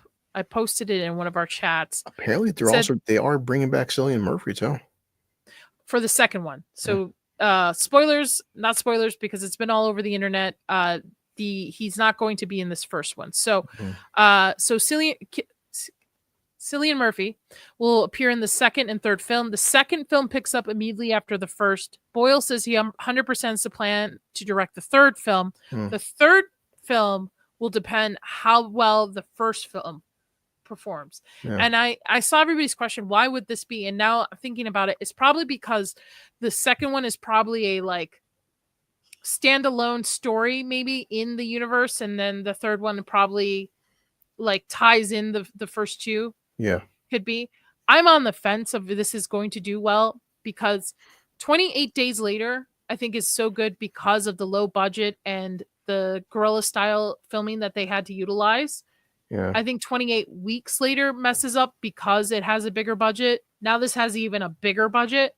And I'm hoping that the story doesn't get lost in the fact that they have bigger names, a lot more money to work on this. Nina DaCosta is directing the second movie, which is 28 years later, The Bone Temple. And I know a lot of people give her flack because of the Marvels, but she also, I think, did a pretty good Candyman, even though if you remove the name Candyman from it, I think she did a pretty good horror movie. I just didn't like the fact that she used Candyman. Yeah, I thought it was kind of cool. The Tony damn, Todd I Candyman. missed the hoot. Rick, damn, I missed the whole show. We'll catch the replay after because I want to know if this movie was good. Bring her back if that's what you're asking for. Definitely see in theaters, but if you're a parent, it's pretty heavy, Rick. It's really heavy. So just be warning, it's about grief. Del, so 28 decades later or 28 centuries later, right, my guy? Oh my God. And that's another problem I'm having with this being on the fence is that it's so long since the sequel, and I get it because the sequel didn't do so well.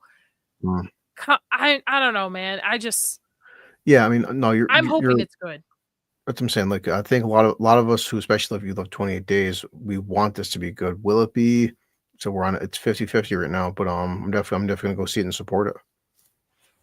Yeah, and Nina did a great movie. I just don't think she did. So she did a good horror movie. I just don't think the Candyman part of the adaptation was like my cup of tea. But Candyman is a very important icon for me because I'm from Chicago. It's one of the first horror movies I saw as a kid. I have a lot of nostalgia for it.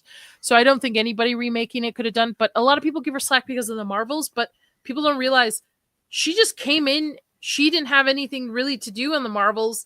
She was just kind of utilized as like a talking piece for them, where I think she is a competent director. I think she can do a really good movie.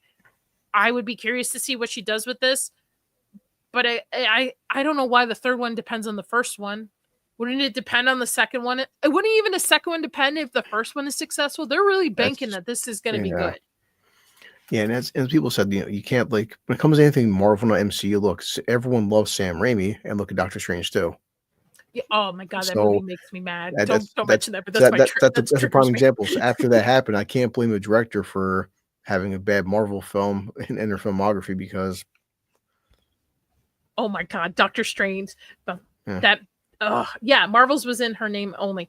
That movie was pissed me off so much because they were like, it's going to be the first horror movie of Marvel. Okay, sure. Scott Derrickson walked. I don't blame him. Go for it, man. Yeah. They probably had too much studio interference. Sam Raimi picks it up. And I did see a little bit of Sam Raimi, but when I walked out of the movie, I was like, either Sam Raimi is out of touch or he had too much studio interference. And I think it's too much studio interference. Even Feige tried pulling that bullshit. At first, hey, it's going to be a horror film. And Feige's like, no, it's not. It was supposed to be R-rated initially, too. And so they gutted it. Yeah. And Doctor Strange is a good door to open for horror in the MCU. 100%. If you've ever read actual Doctor Strange comics, it's a good, like, get in there, make it, do it. And then, nope. So, fuck. All right. Found footage, the making of the Patterson Project, which is coming out June 20th.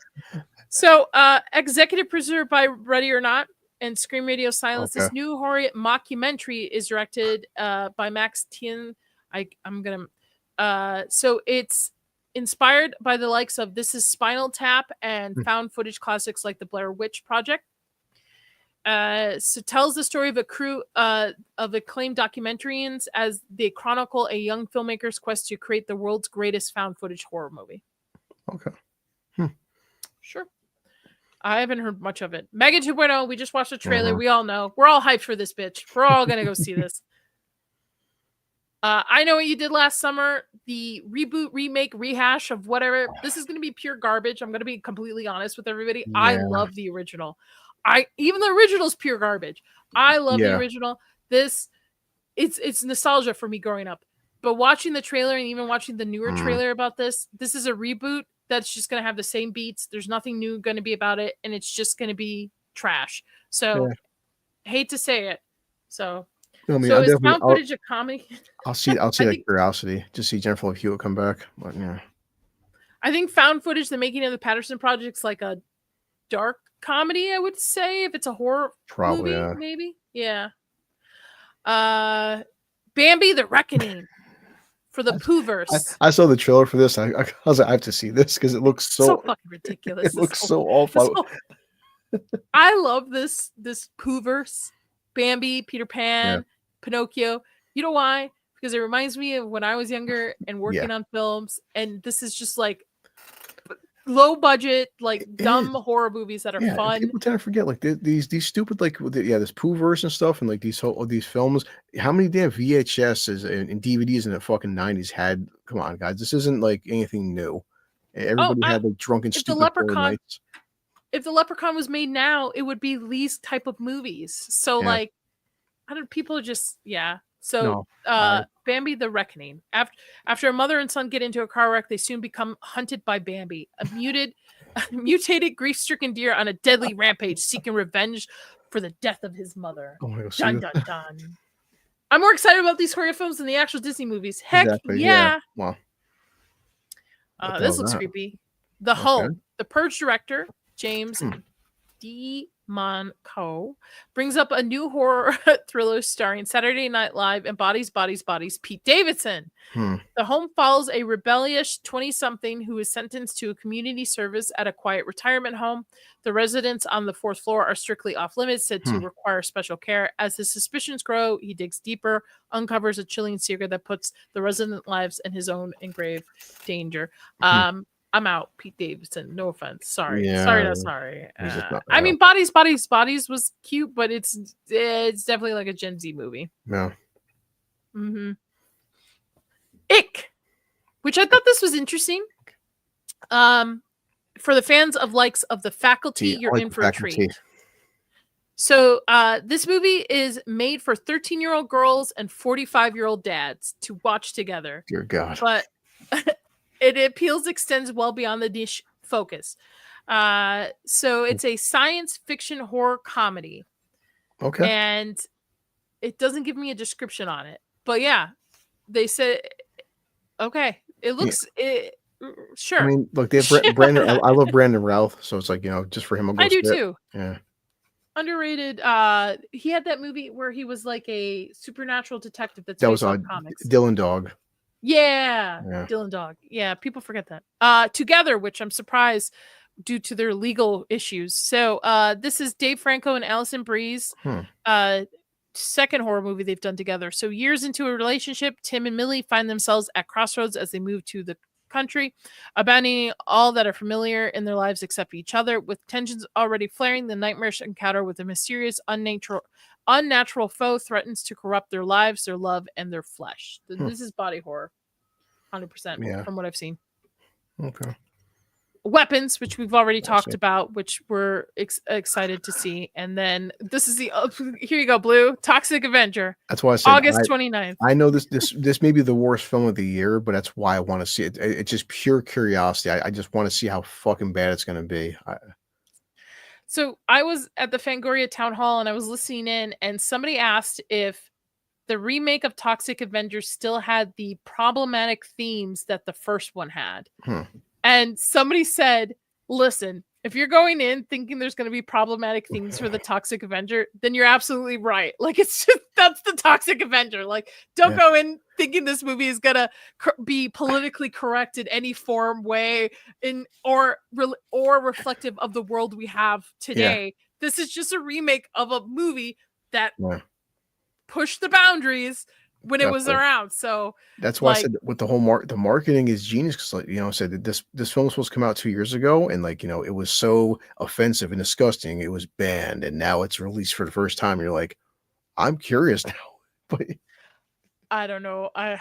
This would have to be a member's choice if they want me to go see I think it's probably gonna be like my favorite shitty movie of the year. I don't really like the original one. I really don't like trauma films. It's just not my cup of tea. But I really the question about the problematic themes made me more curious to see it. So I'm like, interesting. That's what I'm saying. I don't say it's either going to be fantastic because it's so over the top, or it's just going to be some woke garbage bullshit. But I'm intrigued because I want to know what, and you'll be the first one to tell, like, what was so fucking offensive that you had to ban this film. Maybe who knows, they're shooting kids or something, or I don't know, it's doing some allegedly YouTube. Allegedly. I think I want to make this a watch party, the original one, a watch party before this one comes out for my members, and then we'll watch it together, or you know what, we'll just do it as a one-off, like, because I've never seen the original. Again, I don't like these. I don't like that. I watched my kid like about 2 months ago, and I just forgot like how when you watch Toxic Avenger, you know what it is. It knows what it is. It's that's what I said. We look at these whole crappy Bambi, fucking Pooh verse and stuff. The Toxic Avenger verse. The Toxic Avenger was the pre-Pooh verse. It knows exactly what it is. Yeah. I think instead of it being just a members watch party, I think I'll just make it a watch party for like the channel for all of us to watch Toxic Avenger together. So on that note, you're gonna need all the fucking liquor for that movie. I'm gonna try. Yeah, I know. It's not gonna be my cup of tea, but that's okay. That's okay. It's all right. You know what?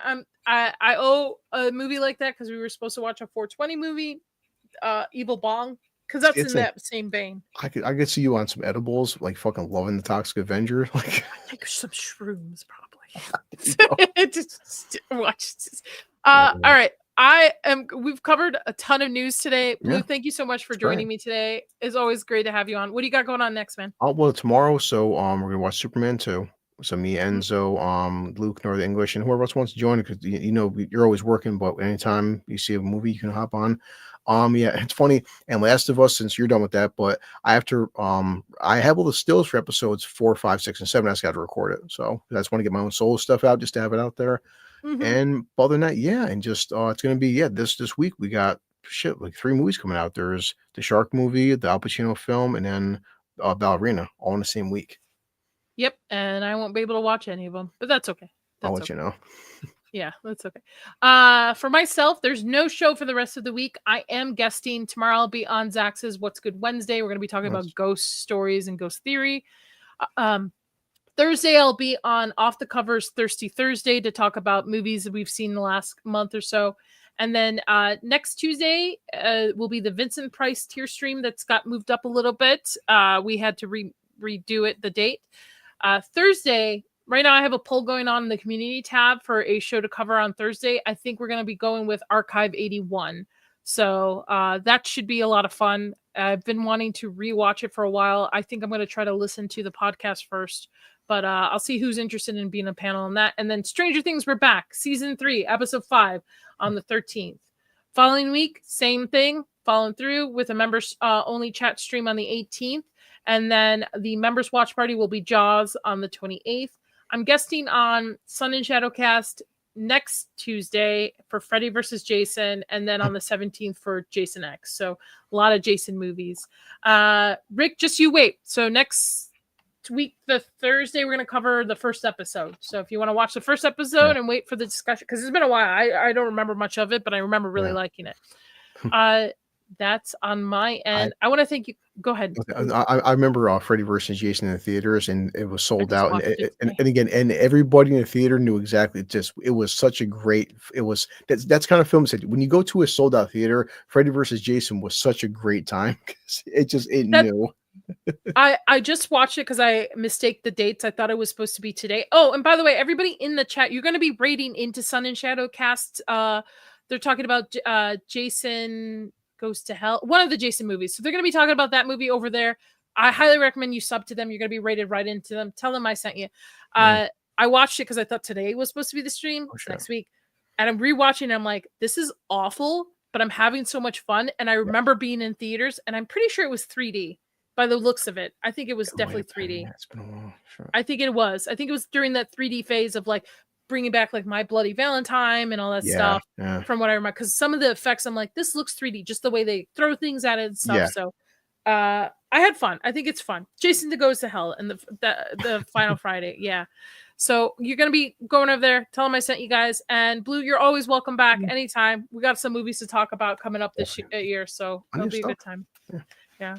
So thank you guys. Thank you so much for the likes, subs, all that stuff. You guys are fantastic. As always, you know what to do. Stay spooky.